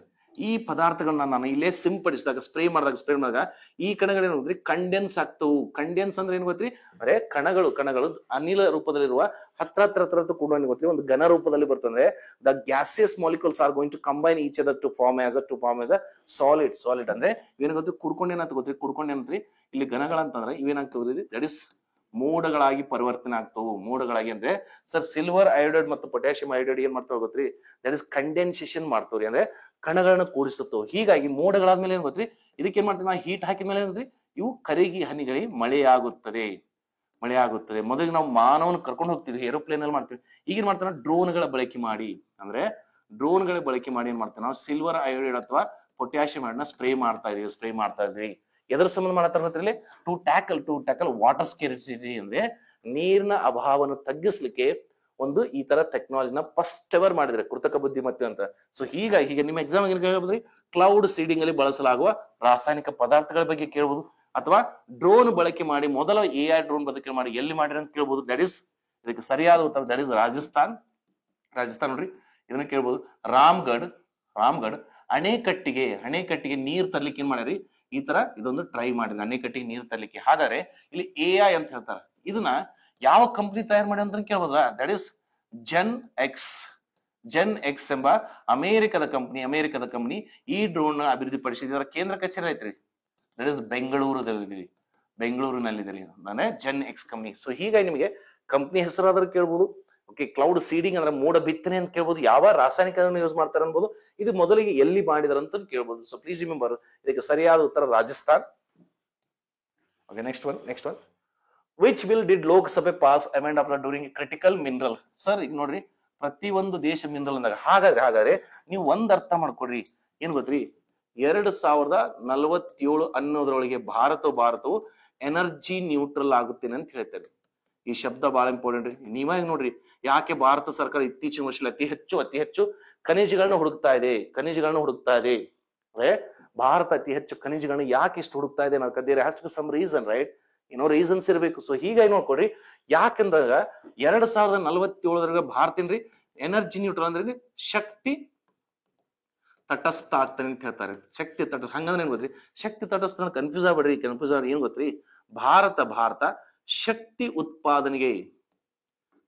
ಉತ್ಪಾದನೆಗೆ ಅಂದು ಏನು ಖನಿಜಗಳನ್ನ ಆಮದು ಮಾಡ್ಕೊಂತಿದ್ನಲ್ಲ, ಯಾವ ದೇಶದ ಬೇರೆ ದೇಶದ ಏನೇನು ಆಮದು ಮಾಡ್ಕೊಂತಿದ್ನ ಖನಿಜ ನೋಡಿ ಭಾರತವು ಶಕ್ತಿ ಉತ್ಪಾದನೆಗೆ ಬಳಸಲಾಗುತ್ತಿರುವ ಅಥವಾ ಆಮದು ಮಾಡಿಕೊಳ್ಳುತ್ತಿರುವ ಖನಿಜಗಳು ಅಂತಂದ್ರೆ whatever the India is going to import for the production of electricity, that is ಏನಿರ್ಬೋದು, ಕೋಲಾರ ಇರ್ಬೋದು, ನ್ಯಾಚುರಲ್ ಗ್ಯಾಸ್ ಇರ್ಬೋದು, ಇಲ್ಲ ಕಚ್ಚಾ ತೈಲನಾದ್ರೂ ಇರ್ಬೋದು ಅಂದ್ರೆ ಭಾರತ ಶಕ್ತಿ ಉತ್ಪಾದನೆಗೆ ಏನೇನು ಖನಿಜಗಳನ್ನ ಆಮದು ಮಾಡ್ಕೊಂತಿದ್ವಲ್ಲ ಅವೆಲ್ಲ ಖನಿಜಗಳನ್ನು ನಮ್ಮ ಗಡಿ ಭಾಗದಲ್ಲೇ ಹುಡುಕಿಕೊಳ್ಳುತ್ತೇನೆ ಎನ್ನುವುದಕ್ಕೆ ಎನರ್ಜಿ ನ್ಯೂಟ್ರಲ್ ಅಂತ ಹೇಳ್ತಾರೆ.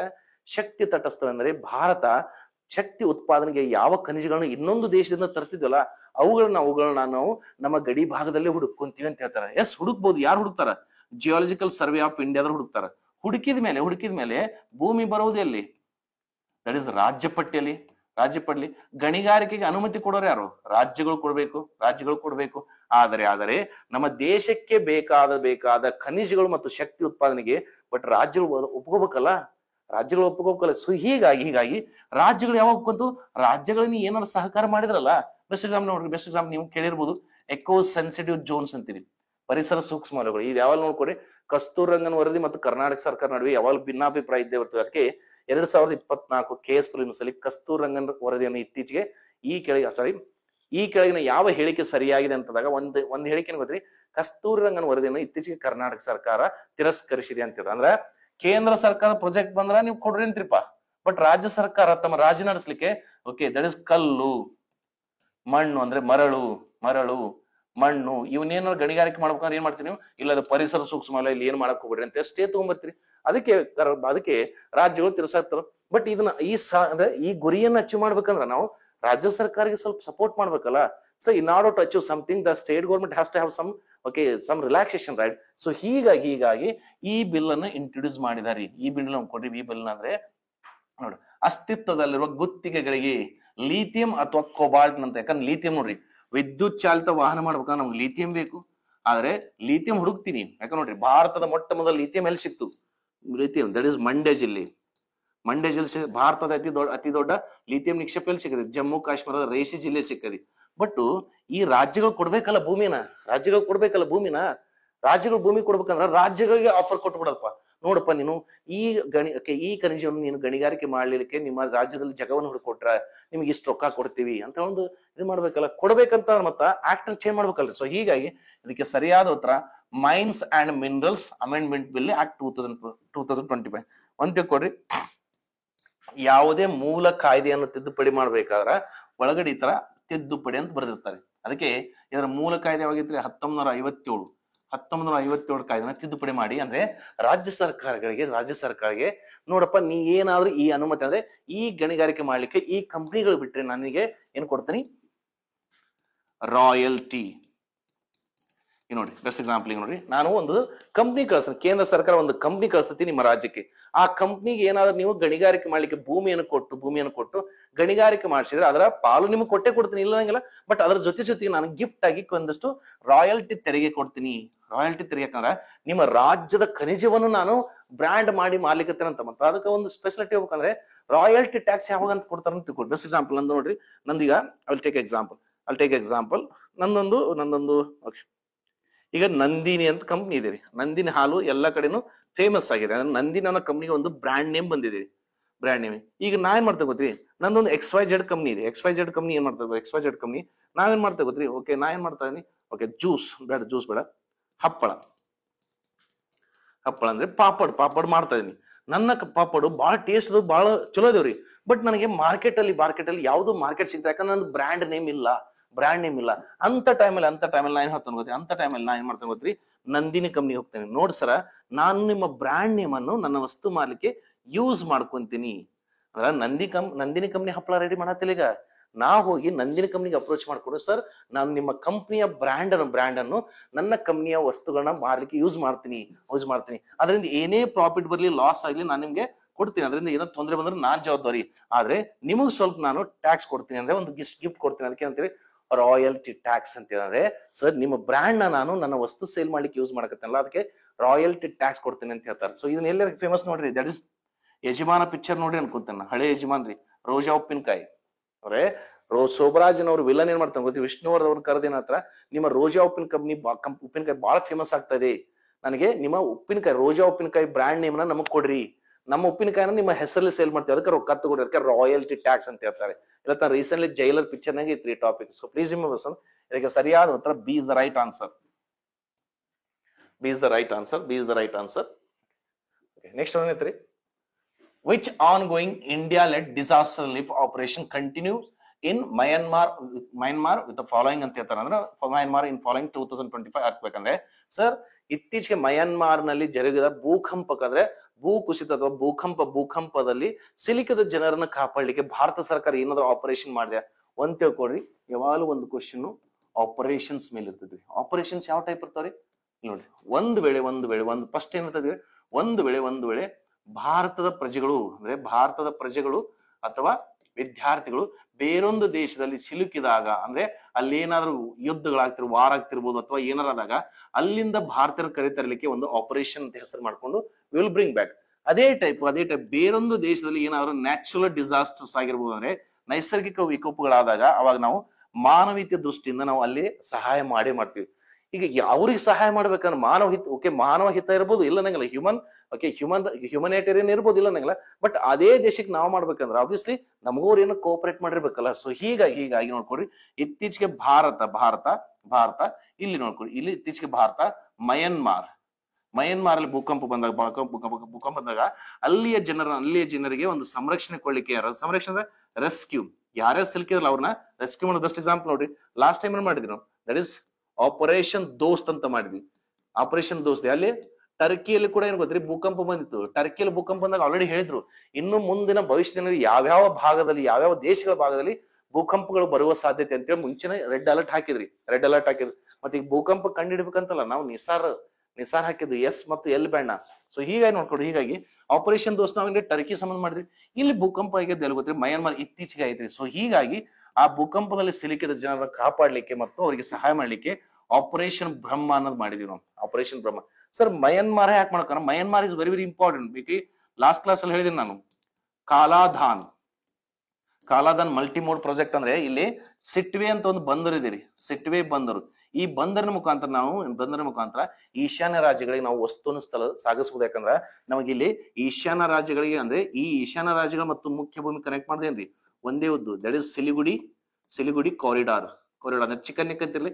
ಈ ಭಾಗದಲ್ಲಿ ಏನಾದ್ರೂ ನಮಗೆ ಸಾರಿಗೆ ವ್ಯವಸ್ಥೆಯಲ್ಲಿ ಕರೆಕ್ಟ್ ಇಲ್ಲ ಅಂತ ಕೊಡ್ರಿ, ಡೆಫಿನೆಟ್ ನಾವು ಈಶಾನ್ಯ ರಾಜ್ಯಕ್ಕೆ ಏನು ಕೊಡಕ್ಕಲ್ಲ. ಸೊ ಹೀಗಾಗಿ ಆಲ್ಟರ್ನೇಟಿವ್ ಏನ್ ಮಾಡಿದ್ರು, ಕೋಲ್ಕತ್ತಾದಿಂದ ಇಲ್ಲಿ ಮಾಡ್ತೀವಿ ಗೊತ್ತ್ರಿ, ಮಯನ್ಮಾರಿಗೆ ಹೋಗಿ ಮಯನ್ಮಾರಲ್ಲಿ ಒಂದು ಸಿಟ್ವೆ ಬಂದಿರ್ತಾರೆ, ಅಲ್ಲಿ ನಾವೇನ್ ಮಾಡ್ತೀವಿ ಇಲ್ಲಿ ರಸ್ತೆ ಮತ್ತು ರೈಲು ಸಾರಿಗೆ ಮುಖಾಂತರ ಮಿಜೋರಾಂ ರಾಜ್ಯವನ್ನು ರೀಚ್ ಆದಾಗ ಉಳಿಕಿದ ಎಲ್ಲ ರಾಜ್ಯಗಳಿಗೆ ನಾವು ವಸ್ತು ಕೊಡ್ಬೋದು ಅಂತ ಹೇಳಿ. ಸೊ ಹೀಗಾಗಿ Myanmar is essential for India's eastern States. ನಮ್ಮ ಈಶಾನ್ಯ ರಾಜ್ಯಗಳ ನಾವು ಭದ್ರತೆ ಮತ್ತು ಆಹಾರ ಮತ್ತು ಮೂಲ ಸೌಕರ್ಯ ಒದಗಿಸ್ಬೇಕಾದ್ರೆ ನಮಗ ಮಯನ್ಮಾರ್ ಬೇಕ್ರಿ ಸರ್. ಮತ್ತೆ ಇಲ್ಲಿ ಬಾಂಗ್ಲಾದೇಶ ಇತ್ತಲ್ಲ, ಬಾಂಗ್ಲಾದೇಶ ಇತ್ತೀಚೆಗೆ ಬಹಳ ನಾಟಕ ಮಾಡದ್ರಿ. ಬಾಂಗ್ಲಾದೇಶ ಭಾರತದ ವಿರುದ್ಧವಾಗಿ ಮಾತಾಡಕ್ ಸ್ಟಾರ್ಟ್ ಆಗೈತೆ, ಯಾಕಂದ್ರೆ ಚೀನಾದ ಇನ್ಫ್ಲೂಯೆನ್ಸ್. ಈಗ ಭಾರತ ಯಾವಾಗಲೂ ಮೈನ್ ಕ್ವಶನ್ ಏನಿಲ್ಲ, ಈಗ Bharat Shanghai cooperation organisation meeting ಹೋದಾಗ ಭಾರತ ಏನಾದ್ರೂ ತನ್ನ ಕೈಯನ್ನು ಚೀನಾದೊಳಗೆ ಏನಾದ್ರು ಎಕ್ಸ್ಟೆಂಡ್ ಮಾಡಿದೆ ಅಂತ ಕೊಡ್ರಿ, ಬರ್ಬಾದ್ ಮಾಡದೆ ಯಾರು ಇವ್ರು ಬಾಂಗ್ಲಾದೇಶ ಬಕ್ರಾಕರಿಗೆ. ಯಾಕಂದ್ರಲ್ರಿ ಚೀನಾಗ ಪ್ರಪಂಚ ಅತಿ ದೊಡ್ಡ ಮಾರುಕಟ್ಟೆ ಸಿಗ್ತೈತೆ ಅಂದ್ರೆ ಬಾಂಗ್ಲಾದೇಶನ ಎದಕ್ ತಲೆ ಕೆಡ್ಸ್ಕೊಂತಾನ, ಇಂಡಿಯಾ ಪರವಾಗಿ ಮಾತಾಡ್ತಾನಲ್ಲ, ಅದಕ್ಕೆ ನೋಡ್ಕೊಡ್ರಿ, ನಾವು ಯಾವಾಗ್ಲೂ ನೋಡ್ಕೊಡ್ರಿ ನಮ್ಮ ಅವೈಲಬಿಲಿಟಿ ಮೇಲೆ ಮಾತಾಡ್ಬೇಕಂತ ಹೇಳ್ತಾರೆ. ಸೊ ಹೀಗಾಗಿ ಆಪರೇಷನ್ ಮೈತ್ರಿ ಗೊತ್ತ್ರಿ, ಇದು ಹಳೇದ್ರಿ 2015 ಆಪರೇಷನ್ ಮೈತ್ರಿ ಅಂದ್ರೆ ಇದು ಹಳೇದು. 2010 ನೇಪಾಳದಲ್ಲಿ ಭೂಕಂಪ ಆದಾಗ ಮಾಡಿದ್ದು ಹಳೇದ್ರಿ. ಅದೇ ಆಪರೇಷನ್ ನೋಡ್ರಿ ಸಹಾಯತ್ ಅನ್ರಿ ಮೊಜಾಂಬಿಕ್ದಲ್ಲಿ ನೋಡ್ಕೊಂಡು ದೊಡ್ಡ ಪ್ರವಾಹ ಬಂದಾಗ ಅಲ್ಲಿ ಮಾಡಿದ್ವಿ ನಾವು. ಮೊಜಾಂಬಿಕ್ 2019 ಮಾಡಿದ್ವಿ.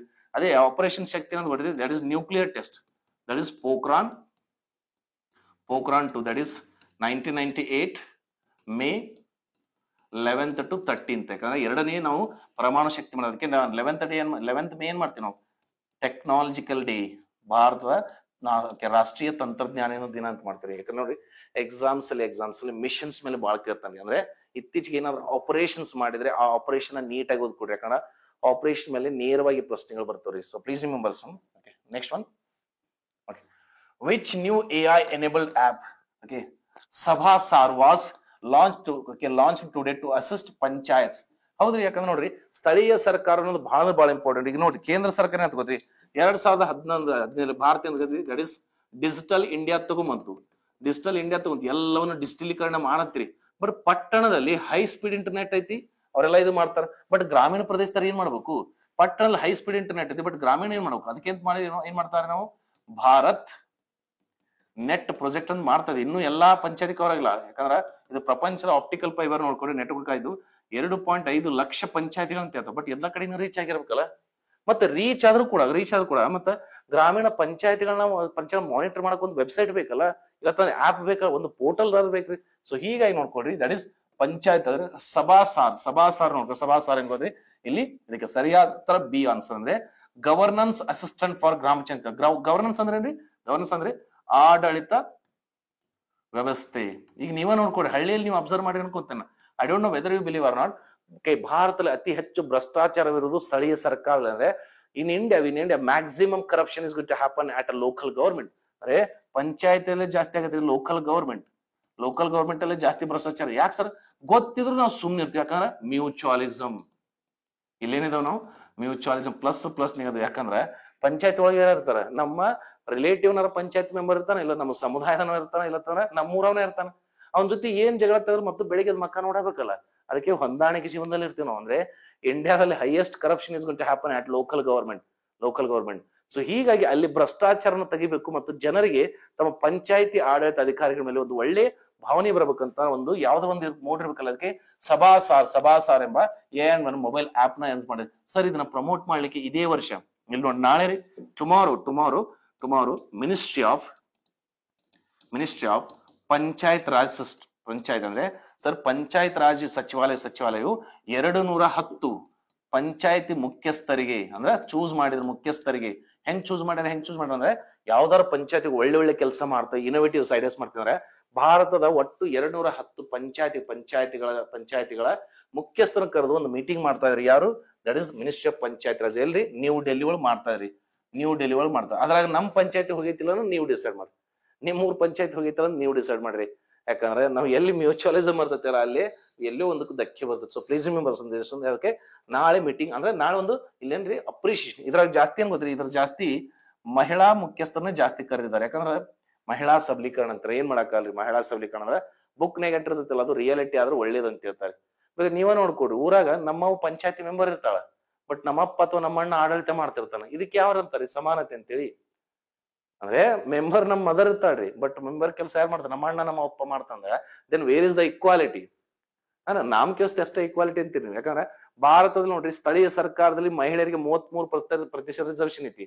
ಅದೇನು ಲೋಕಸಭೆ ಮತ್ತು ರಾಜ್ಯಸಭೆಯಲ್ಲಿ ರೀಸೆಂಟ್ಲಿ ಆಕ್ಟ್ ತಗೊಂಬಂದಾರೆ. ಅದ್ ಇನ್ನೂ ಇಂಪ್ಲಿಮೆಂಟ್ ಮಾಡ್ಬೇಕಂದ್ರ ಫಸ್ಟ್ ಏನ್ ಗೊತ್ತ್ರಿ, 2027 ನಂತರ ಆಕೈತಿ ಅದು. ಯಾಕಂದ್ರೆ 2026ವರೆಗೂ ಲೋಕಸಭೆ ಮತ್ತು ವಿಧಾನಸಭೆಗಳಲ್ಲಿ ಸೀಟ್ ಹೆಚ್ಚಿಗೆ ಮಾಡಕ್ ಬರಂಗಿಲ್ಲ. ಯಾಕಂದ್ರೆ ಅಲ್ಲಿ ಒಂದು 91 ತಿದ್ದುಪಡಿ ಕಾಯ್ದೆ ತಗೊಂಡ್ ಬಂದು ಅಲ್ಲಿ ರೆಸ್ಟ್ರಿಕ್ಟ್ ಮಾಡಿದ್ದಾರೆ. ಸೊ ಹೀಗಾಗಿ ನೋಡ್ಕೊಂಡು ನಿಮ್ಮ ಎಕ್ಸಾಮ್ ಕೇಳ್ಬೋದಿನ, ದಟ್ ಇಸ್ ಗ್ರಾಮ ಸಭೆ. ಎದ್ರ ಸಂಬಂಧ, ಆಡಳಿತ ವ್ಯವಸ್ಥೆನ ಒಂದು ಮಾನಿಟರ್ ಮಾಡ್ಲಿಕ್ಕೆ ರೀ. So please remember some. Okay, next one, the official theme of 79th independence day. Very important. Official theme ಅಂದ್ರೆ ಈ ವರ್ಷದ ಥೀಮ್ ಇದೆ. ಯಾಕಂದ್ರೆ ನೋಡ್ರಿ, ನಾವು 1947 ಆಗಸ್ಟ್ 15ರಿಂದ 2025 ಆಗಸ್ಟ್ 15ಕ್ಕೆ ಏನ್ ಗೊತ್ತ್ರಿ ಸರ್, 78 ವರ್ಷ ಸಂಪೂರ್ಣ ಆಗತ್ತೆ. ಅದ್ರ ಫ್ಲಾಗ್ ಹೋಸ್ಟ್ ಮಾಡ್ತೀವಿ ನಾವು. 79ನೇ ವರ್ಷದ ಫ್ಲಾಗ್ ಹೋಸ್ಟ್ ಮಾಡ್ತೀವಿ. ಪ್ಲೀಸ್ ರಿಮೆಂಬರ್ ಅಂದ್ರೆ tomorrow we are going to host a national flag by saying that 79th independence day. 79ನೇ ಸ್ವಾತಂತ್ರ್ಯ ದಿನ ಅಂತೇಳಿ ನಾವು ಫ್ಲಾಗ್ ಹೋಸ್ಟ್ ಮಾಡ್ತೀವಿ. ಆದ್ರೆ 78 ವರ್ಷ ಸಂಪೂರ್ಣ. ಸೊ ಇದಕ್ಕೊಂದು ಥೀಮ್ ಇಟ್ಟಾರ ನೋಡ್ಕೊಡ್ರಿ. ಥೀಮ್ ಅಂದ್ರೆ ಇದಕ್ಕೆ ಸರಿಯಾದ ಉತ್ತರ ನಯಾ ಭಾರತ್. ಯಾಕಂದ್ರೆ ಈಗ ನೋಡ್ರಿ, ನೀವು ಹೆದರ್ಸಿದ್ರೆ ಹೆದರಂಗಿಲ್ಲಪ್ಪ. ಯಾಕಂದ್ರೆ ಆಬ್ವಿಯಸ್ಲಿ ವಿ ಆರ್ ದ ಸಾರ್ವಭೌಮ ದೇಶ. ಅಂದ್ರೆ India is a sovereign country. Donald Trump, every time he's saying that India is not going to listen our word and will increase the tariff. ಅಲ್ಲೋ ನೀ ಇನ್ಕ್ರೀಸ್ ಟ್ಯಾರಿಫ್ ಗಿರಿಪ್ ಮಾಡಿದ್ರು we are not going to listen, because ನಮಗೆ ಏನಾದ್ರೂ ಒಳ್ಳೇದು ಅನ್ಸಿದ್ರೆ ಮಾತ್ರ ನಾವು ತಗೊಂತೀವಿ. ಯಾಕಂದ್ರೆ India is not controlled by any external country. What do mean by sovereign or what do mean by sovereignty, not controlled by external ಅಂತ ಹೇಳ್ತಾರೆ. ಅಂದ್ರೆ ನಮ್ಮ ದೇಶವನ್ನು ಬೇರೆ ಯಾರು ನಿಯಂತ್ರಿಸುತ್ತಿಲ್ಲ, ನಮ್ಮ ದೇಶವನ್ನು ನಾವೇ ನಿಯಂತ್ರಿಸಿಕೊಳ್ತೀವಿ. ಅದಕ್ಕೆ ನಾವಿನ್ನು ಸಾರ್ವಭೌಮ ಅಂತೀವಿ. ಸೊ ಹೀಗಾಗಿ ಈ ವರ್ಷದೇನ್ರಿ ನಯಾ ಭಾರತ್ ವಿಕಸಿತ ಭಾರತ ಏನ್ ಗೊತ್ತ್ರಿ, 2047 ಅನ್ನೋದ್ರಿಗೆ ಭಾರತ ಆತ್ಮನಿರ್ಭರ ಆಗ್ಬೇಕು ಅನ್ನೋದು ವಿಕಸಿತ ಭಾರತ್ ರೀ. ಇದು ಡಿಜಿಟಲ್ ಇಂಡಿಯಾ ಏನ್ ಗೊತ್ತ್ರಿ, ಡಿಜಿಟಲ್ ಇಂಡಿಯಾ ದಟ್ ಇಸ್ 2017 ತಗೊಂಡ್ಬಂದಿದ್ರಿ ಇದನ್ನ. ಸೊ ಪ್ಲೀಸ್ ರಿಮೆಂಬರ್ ಸನ್, ಅಂದ್ರೆ ಇದಕ್ಕೆ ಸರಿಯಾದ ಉತ್ತರ B is the right answer. ಇದಕ್ಕೆ ಸರಿಯಾದ ಉತ್ತರ B is the right answer. Okay, next one article 21A. Obviously ನೋಡ್ಕೊಡಿ, article 21A promotes which type of rights in education. ಅಂದ್ರೆ ಆಬ್ವಿಯಸ್ಲಿ ನೋಡ್ಕೊಡಿ ಸರ್, ನಮ್ಮ ಸಂವಿಧಾನ ಮಾಡ್ಬೇಕಾದ್ರೆ ನಾನು ಲಾಸ್ಟ್ ಆಗಿ ಪ್ರೀವಿಯಸ್ ವಿಡಿಯೋದಲ್ಲಿ ಹೇಳಿದ್ದೀನಿ ರೈಟ್ ಟು ಎಜುಕೇಶನ್. ನಮ್ಮ ಸಂವಿಧಾನ ಮಾಡ್ಬೇಕಾದ್ರೆ ಮೂಲವಾಗಿ ನಮಗೆ ಎಜುಕೇಶನ್ ಅಂತ ಇರಲಿಲ್ಲ. ಅದಕ್ಕೆ ಏನ್ ಮಾಡಿದ್ರಿ, 86th ಕಾನ್ಸ್ಟಿಟ್ಯೂಷನಲ್ ಅಮೆಂಡ್ಮೆಂಟ್ ಆಕ್ಟ್ 2002 ತಗೊಂಬಂದ್ ಏನ್ ಮಾಡಿದ್ರಿ, 6 ರಿಂದ 14 ವರ್ಷದ ಮಗುವಿಗೆ ಕಡ್ಡಾಯ ಮತ್ತು ಉಚಿತ ಶಿಕ್ಷಣ ಪಡೆಯುವುದು ಅವರ ಜೀವಿಸುವ ಹಕ್ಕು ಅಂತ ತಗೊಂಬಂದ್ರಿ. ಯಾಕಂದ್ರೆ ಫಸ್ಟಿಗೆ ಶಿಕ್ಷಣ ಅನ್ನೋದು ಕಾನ್ಸೆಪ್ಟ್ ಇರಲಿಲ್ಲ ಸಂವಿಧಾನದಲ್ಲಿ. ಕೇವಲ 45ನೇ ವಿಧಿ ಒಳಗ ಮತ್ತು 45 ವಿಧಿನ ಒಳಗ ಮತ್ತು 51A ಕೆ 11ನೇ ಕರ್ತವ್ಯಗಳಾಗಿ ಅಷ್ಟೇ ಇಟ್ಟಿದ್ರು ಮತ್ತು ಡ್ಯೂಟಿ ಅಷ್ಟೇ ಇಟ್ಟಿದ್ರಿ. ಬಟ್ ಆಮೇಲೆ ಏನ್ ಮಾಡ್ತಾರೆ, 2000ರಲ್ಲಿ ಪ್ರತಿಯೊಂದು ಮಗು 6 ರಿಂದ 14 ವರ್ಷದ ಮಗು ಉಚಿತ ಮತ್ತು ಕಡ್ಡಾಯ ಶಿಕ್ಷಣವನ್ನು ಪಡೆಯುವುದು 14 ವಯಸ್ಸಿನ ಅದರ ಮೂಲಭೂತ ಹಕ್ಕು, ಅಂದ್ರೆ ಜೀವಿಸುವ ಹಕ್ಕು ಅಂತ ಇರ್ತಾರೆ. ಬಟ್ ಥಿಂಗ್ಸ್ ದಿನ ಚೇಂಜ್ ಆದಾಗ ಮತ್ತ ಈಗ ನೋಡ್ರಿ, ಪಟ್ಟಣದಲ್ಲಿರುವ ವಿದ್ಯಾರ್ಥಿಗಳಿಗೆ ತಂತ್ರಜ್ಞಾನವುಳ್ಳ ಶಿಕ್ಷಣ ಬರ್ತಾ ಇದ್ರಿ, ಡಿಜಿಟಲ್ ಕ್ಲಾಸ್ ಬರತ್ತು. ಬಟ್ ಹಳ್ಳಿಯಲ್ಲಿರುವ ವಿದ್ಯಾರ್ಥಿಗಳು ಏನ್ ಮೋಸ ಮಾಡಿದಾರ, ಯಾಕಂದ್ರೆ ಶಿಕ್ಷಣ ಅನ್ನೋದು ಎಲ್ಲ ಭಾರತದ 6 ರಿಂದ 14 ವರ್ಷದ ಮಕ್ಕಳ ಹಕ್ಕಿದೆಯಲ್ಲ. ಸೊ ಹೀಗಾಗಿ ಇದಕ್ಕೆ ಒಂದು ಹೊಲಿಸ್ಟಿಕ್ ಲರ್ನಿಂಗ್ ಅಂತ ಹೇಳ್ತಾರೆ. ಅಂದ್ರೆ ಸರ್ ಇಲ್ಲಿ ಡಿಜಿಟಲ್ ಇದು ಮಾಡ್ರಿ, ಎಮೋಷನಲ್ ಆಗಿ ಮಾಡ್ರಿ ಮತ್ತು ಸೋಷಿಯಲ್ ಆಗಿ ಕೂಡ ಮಕ್ಕಳಿಗೆ ಶಿಕ್ಷಣ ಕೊಡ್ರಿ ಅಂತ ಹೇಳ್ತಾರೆ. ಅದಕ್ಕೆ ಎಲ್ಲ ಹಳ್ಳಿಗಳಿಗೆ ಕೂಡ ಡಿಜಿಟಲ್ ವ್ಯವಸ್ಥೆ ಮಾಡ್ತಾ ಇದ್ರಿ. So I am not saying that 100% cover ಆಗಿದೆ ಅಂತ ಹೇಳಂಗಿಲ್ಲ, ಬಟ್ ಆಯಾ ಊರಿನ ಶಿಕ್ಷಕರು ಮತ್ತು ಗ್ರಾಮಸ್ಥರು ಇದ್ರ ಬಗ್ಗೆ ವರಿ ಮಾಡ್ಕೋಬೇಕ್ರಿ. ಅಂದ್ರ ಎಸ್ ಡಿ ಎಂ ಸಿ ಅಧ್ಯಕ್ಷ ಇರ್ತಾರ, ಊರೊಳಗ ಸ್ಕೂಲ್ ಅಭಿವೃದ್ಧಿ ಮಾಡ್ಲಿಕ್ಕೆ ಒಬ್ಬರನ್ನ ಅಧ್ಯಕ್ಷ ಮಾಡ್ತಾರ. ಆ ಅಧ್ಯಕ್ಷ ಬಂದಿದ್ದ ಸ್ಕೂಲ್ ಬಿಲ್ ಎಲ್ಲ ತಾನ ತಿಂದ್ರ ಮತ್ತೆ ನಿಮ್ಮ ಊರು ಉದ್ದಾರ ಆಗದೆ ಯಾವಾಗ. ಸೊ ಹೀಗಾಗಿ ಏನ್ ನೋಡ್ಕೊಡ್ರಿ, ಹೊಲಿಸ್ಟಿಕ್ ಲರ್ನಿಂಗ್ ಆಫ್ ಡಿಜಿಟಲ್ ಈಗಿನ ಸರಿ ಹೇಗೆ ಬರುತ್ತೆ ಹಾಗೆ ಚೇಂಜ್ ಆಗ್ಬೇಕಲಿ. ಅಂದ್ರೆ that is survival of fittest ಅಂತ ಹೇಳ್ತಾರೆ. ಬದಲಾಗುತ್ತಿರೋ ಪರಿಸರ ತಕ್ಕಂಗೆ ಹೊಂದ್ಕೊಂಡು ಹೋಗ್ರಿ. ಬಿಕಾಸ್ ಅವಶ್ಯಕಂ ಸಹಭಾಗಿತ್ವ ಅಂತಿದೆ. ಅಂದ್ರೆ the changes in nature we have to accept. ಅಂದ್ರೆ ಈಗ ಸದ್ಯ ಎಲ್ಲ ಡಿಜಿಟಲ್ ಇಂದಾಗ ಮಕ್ಕಳಿಗೆ ಡಿಜಿಟಲ್ ನೋಡ್ರಿ, ಈಗ ನೋಡ್ರಿ ಆಲ್ರೆಡಿ ಸೆಂಟ್ರಲ್ ಗೌರ್ಮೆಂಟ್ ಎಕ್ಸಾಮ್ ಏನಾಗಿರೋ ಕಂಪ್ಯೂಟರ್ ಬೇಸ್ಡ್ ಟೆಸ್ಟ್ ಆಗಿರೋ, ಗ್ರಾಮೀಣ ಅಭ್ಯರ್ಥಿಗಳು ಇಲ್ಲಿ ರಿಪ್ರೆಸೆಂಟೇಷನ್ ಇಲ್ಲ. ನೆಕ್ಸ್ಟ್ ಕರ್ನಾಟಕ ಗೌರ್ಮೆಂಟ್ ಹೇಳಿದ್ರಿ ಇನ್ನು ಅಪ್ಕಮಿಂಗ್ ಎಕ್ಸಾಮ್ಸ್ ನಾವು ಸೆಂಟ್ರಲ್ ಗೌರ್ಮೆಂಟ್ ತರ ಕಂಪ್ಯೂಟರ್ ಬೇಸ್ಡ್ ಮಾಡ್ತೀವಿ. ನನಗೆ ಸ್ಕೂಲ್ ಎಜುಕೇಶನ್ ಒಳಗ ಕಂಪ್ಯೂಟರ್ ಶಿಕ್ಷಣ ಇಲ್ಲ ಅಂದಾಗ ಡಿಗ್ರಿ ಮುಗಿಸ್ ಬಂದ ಹೆಂಗ್ ಅಟೆಂಪ್ಟ್ ಮಾಡ್ತೇನ್ರಿ ನಾ, ಅಂದ್ರೆ ಗ್ರಾಮೀಣ ಅಭ್ಯರ್ಥಿಗಳು ಮೋಸದಂಗಾತು. ಸೊ ಹೀಗ ಗ್ರಾಮೀಣದಲ್ಲಿ ಅವ್ರಿಗೆ ಒಂದು ಡಿಜಿಟಲ್ ಮಾಹಿತಿ ಕೊಡಿ. ನೆಕ್ಸ್ಟ್ ಎಮೋಷನಲ್, ಯಾಕಂದ್ರೆ ನೋಡ್ರಿ ಒಬ್ಬ ಅಧಿಕಾರಿಗೆ ಕೆಲವೊಂದಿಷ್ಟು ಸಂದರ್ಭಗಳಿಗೆ ನನಗೆ ಒಂದಿಷ್ಟು ಮೌಲ್ಯಗಳು ಇರ್ಬೇಕು, ಎಮೋಷನಲ್ ಇರ್ಬೇಕು, ನಾನು ಎಥಿಕಲಿ ಇರ್ಬೇಕು, ಅಂದ್ರೆ ಮೊರಾಲಿಟಿನಿ ಇರ್ಬೇಕು ನನಗೆ ಮತ್ತು ಎಥಿಕ್ಸ್ ಇರಬೇಕು, ಅಂದ್ರೆ ನನ್ನಲ್ಲಿ ನೀತಿಗಳು ಇರಬೇಕು ಮತ್ತು ನೈತಿಕತೆನೇ ಇರ್ಬೇಕು ಅಂತ ಹೇಳ್ತಾರೆ. ಅಂದ್ರೆ ಸ್ಕೂಲ್ ಡೇಸ್. ನೆಕ್ಸ್ಟ್ ಸಾಮಾಜಿಕ ಜೀವನ ಬಗ್ಗೆ ಕಳಕಳಿ ಇರ್ಬೇಕಲ್ಲ. 6 ರಿಂದ 14 ವರ್ಷದ ಮಕ್ಕಳು ಬರೀ ಶಿಕ್ಷಣ ಕೊಟ್ಟು ಬರೀ ಮಾರ್ಕ್ಸ್ ಕಾರ್ಡ್ ಅಷ್ಟೇ ಅಲ್ರಿ, ಅವ್ರಿಗೆ ಈ ಎಲಿಮೆಂಟ್ ಅಲ್ಲಿ ಹಾಕಿದ್ರೆ ಸಾಮಾಜಿಕದಲ್ಲಿ ಹೇಗಿರ್ಬೇಕು. ಯಾಕಂದ್ರೆ ನೀವು ಎಷ್ಟೇ ಶಿಕ್ಷಣ ಕೊಟ್ಟರು ರೇಪ್ ಏನ್ ಕಡಿಮೆ ಆಗಿಲ್ಲಲ್ಲ. ಅಂದ್ರೆ ಭಾರತಕ್ಕೆ ಒಬ್ಬ ಒಳ್ಳೆಯ ಪ್ರಜೆ ಅವಶ್ಯಕತೆ ಇದೆ, ಮಾರ್ಕ್ಸ್ ಅಲ್ಲ ರೀ, ಒಬ್ಬ ಒಳ್ಳೆಯ ಪ್ರಜೆ ಅವಶ್ಯಕತೆ ಇದೆ. ಸೊ ಹೀಗಾಗಿ ಇದರ ಪ್ರೋಗ್ರಾಮ್ ನೋಡ್ಕೊಂಡು that is article 21, that is C is the right answer. Next one okay, India ಇಲ್ಲಿ ನೋಡ್ರಿ ಕ್ವಾರ್ಟರ್ ಅಂದ್ರೆ ನಾವೇನ್ ಮಾಡ್ತೀವಿ ಗೊತ್ತ್ರಿ, ಕ್ವಾರ್ಟರ್ ಅಂತ ಬಂದ್ರೆ ಪ್ರತಿ ಕ್ವಾರ್ಟರ್ ಅಲ್ಲಿ ಡಿವೈಡ್ ಮಾಡ್ತೀವಿ. ಅಂದ್ರೆ 12 ತಿಂಗಳು ಅಂತ ಏನ್ ಮಾಡ್ತೀವಿ ನಾವು, ಡಿವೈಡೆಡ್ ಬೈ ಮಾಡಿ 3 ಮಾಡ್ತೀವಿ. ಅಂದ್ರೆ 3 ತಿಂಗಳಿಗೆ Q1, Q2, Q3, Q4 ಅಂತ ಇರ್ತೀವಿ ನಾವು. Q4 ಅಂತೆ ಅಂದ್ರೆ ಕಂಪ್ಯಾರಿಸನ್ ಮಾಡ್ಲಿಕ್ಕೆ. ಯಾಕಂದ್ರೆ ಈ ಡೊನಾಲ್ಡ್ ಟ್ರಂಪ್ ಥ್ರೆಟನ್ ಮಾಡಕತ್ತಿದ್ದು ನಮ್ಮ ಯಾವ ಕ್ಷೇತ್ರದಲ್ಲಿ ಏನಾಗುತ್ತೆ ಈಗ ಏನ್ ಹೇಳ್ತಾರೆ ಗೊತ್ತ್ರಿ, growth reported state that 6.5% concern rise includes ಅಂತ ಹೇಳ್ತಾರೆ. ಅಂದ್ರೆ ಇಲ್ಲಿ ನೋಡ್ರಿ ಹೋದ ವರ್ಷ ಇಲ್ಲಿ ನೋಡ್ರಿ 2024 April, May, June, 2025 April, May, June. ಅಂದ್ರೆ ಇದು 2024 ಫಸ್ಟ್ ಕ್ವಾರ್ಟರ್, ಇದು 2025 ಫಸ್ಟ್ ಕ್ವಾರ್ಟರ್. ಈಗ ಏನ್ ಹೇಳ್ತಾರ ಗೊತ್ತ್ರಿ, ಈಗ ಏನ್ ಹೇಳ್ತಾರ ಸರ್, ಈ ವರ್ಷದಿಂದ ಈ ವರ್ಷಕ್ಕೆ ನೋಡಿ, ಈ ವರ್ಷ ನಮ್ದು 10 ರೂಪಾಯಿ ಇತ್ತಂತ ಕೊಡ್ರಿ ಆದಾಯ. ಈ ವರ್ಷ ಏನಾಗೈತಿ ಬರೀ 16.5 ರೂಪಾಯಿ ಆಗಿತ್ತು ಅಂದಾಗ ನಮ್ದು ಇಷ್ಟ ಬೆಳೆದೈತಿ ಬರೀ 6.5% ಮಾತ್ರ ಬೆಳೆದಿದೆ ಅಂದಾಗ ಇದಕ್ಕೆ ರೀಸನ್ ಏನ್ ಹೇಳ್ತಾನೆ, over dependence on agriculture. Okay ಇರ್ಬೋದಿಲ್ಲ ಹಂಗಿಲ್ಲ. ಹೈ ಟ್ರೇಡ್ ಸರ್ಪ್ಲಸ್ ಸಂಬಂಧ ಇಲ್ಲ ರೀ.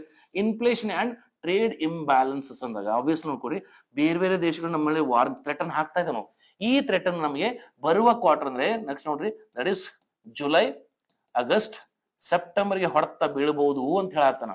ಸೊ ಹೀಗಾಗಿ ಇದಕ್ಕೆ ಸರಿಯಾದ ಉತ್ತರ C is the right answer. C is the right answer ಅಂದ್ರೆ ಈ ಕ್ವಶನ್ಗೆ C is the right answer. Next one. Which two Indian states were mentioned in a relation to integrate digital and industrial transformation efforts ಅಂತ ಹೇಳ್ತಾನೆ. ಸಂಯೋಜಿತ digital ಮತ್ತು ಕೈಗಾರಿಕಾ ಪರಿವರ್ತನಾ ಪ್ರಯತ್ನಗಳಿಗೆ ಈ ಸಂಬಂಧಿಸಿದ ಎರಡು ಭಾರತೀಯ ರಾಜ್ಯಗಳು ಅಂದ್ರೆ ಅಬ್ವಿಯಸ್ಲಿ ನೋಡ್ಕೊಡ್ರಿ, ಇದು ನೀವು ಪ್ರೆಡಿಕ್ಷನ್ ಮಾಡಬಹುದು. ಅಂದ್ರೆ sometimes it's better to predict also, right? ಕೆಲವೊಂದು ಟೈಮ್ ನೀವು ಪ್ರೆಡಿಕ್ಟ್ ಮಾಡಬಹುದು. ಅಂದ್ರೆ ಸರ್ ಈಗ ನೋಡ್ರಿ ಏನ್ ಹೇಳ್ತಾನೆ ಗೊತ್ತಿರವ, sir mention relation with that is integration of digital and industrial ಅಂತ ಹೇಳ್ತಾನೆ. ಈಗ ಪ್ರಸ್ತುತ ನೋಡ್ರಿ ಭಾರತದಲ್ಲಿ ಸ್ವಲ್ಪ ಇಂಡಸ್ಟ್ರಿ ಮತ್ತು ಡಿಜಿಟಲ್ ಅಂತ ಬಂದಾಗ ಅಬ್ವಿಯಸ್ಲಿ ನೋಡ್ಕೊಡಿ ಗುಜರಾತ್ ಮತ್ತು ಮಹಾರಾಷ್ಟ್ರ ಮುಂಚೂಣಿಯಲ್ಲಿ ಅಲ್ವಾ? ಗುಜರಾತ್ ಮತ್ತು ಮಹಾರಾಷ್ಟ್ರ ಮುಂಚೂಣಿಯಲ್ಲಿ, ಯಾಕಂದ್ರೆ ನೀವೇ ವಿಚಾರ ಮಾಡ್ಕೊಡಿ ಸರ್, ಡಬಲ್ ಇಂಜಿನ್ ಸರ್ಕಾರ ಎಲ್ಲಿರ್ತೈತಲ್ಲ ಅಲ್ಲಿ ಕೇಂದ್ರದ ಇಂಪ್ಲಿಮೆಂಟೇಷನ್ ಜಾಸ್ತಿ ಇರ್ತಾವ್ರಿ. ಅಂದ್ರೆ ಆನ್ಸರ್ ಗೊತ್ತಿಲ್ಲ, sometimes you can predict. So ಇದಕ್ಕೆ ಸರಿಯಾದ ಉತ್ತರ ದಟ್ ಇಸ್ ಮಹಾರಾಷ್ಟ್ರ ಮತ್ತು ಗುಜರಾತ್. ಸೊ ಈ ತರ ಕ್ವಶನ್ ನೋಡ್ರಿ, ಇವತ್ತಿನ ಕ್ಲಾಸ್ ಅಲ್ಲಿ ನಾ ಜಾಸ್ತಿ ಎಕ್ಸ್ಪ್ಲನೇಷನ್ ಎದಕ್ಕೆ ಮಾಡಿಲ್ಲ ಅಂದಾಗ ಆಲ್ರೆಡಿ ನಿಮ್ಗೆ 7 ವಿಡಿಯೋದಲ್ಲಿ you have mastered in that. ಅಂದ್ರೆ ಬರ್ತಾ ಹಂತವಾಗಿ ನೀವು ಮಲ್ಟಿಪಲ್ ವೇ ಥಿಂಕ್ ಮಾಡಕ್ ಸ್ಟಾರ್ಟ್ ಮಾಡಿ ಅಂತೇಳಿ ನಾನು ಇಲ್ಲಿ ಶಾರ್ಟ್ ಮಾಡ್ಕೊಂತ ಬರ್ತೇನೆ. So that we can cover more topics.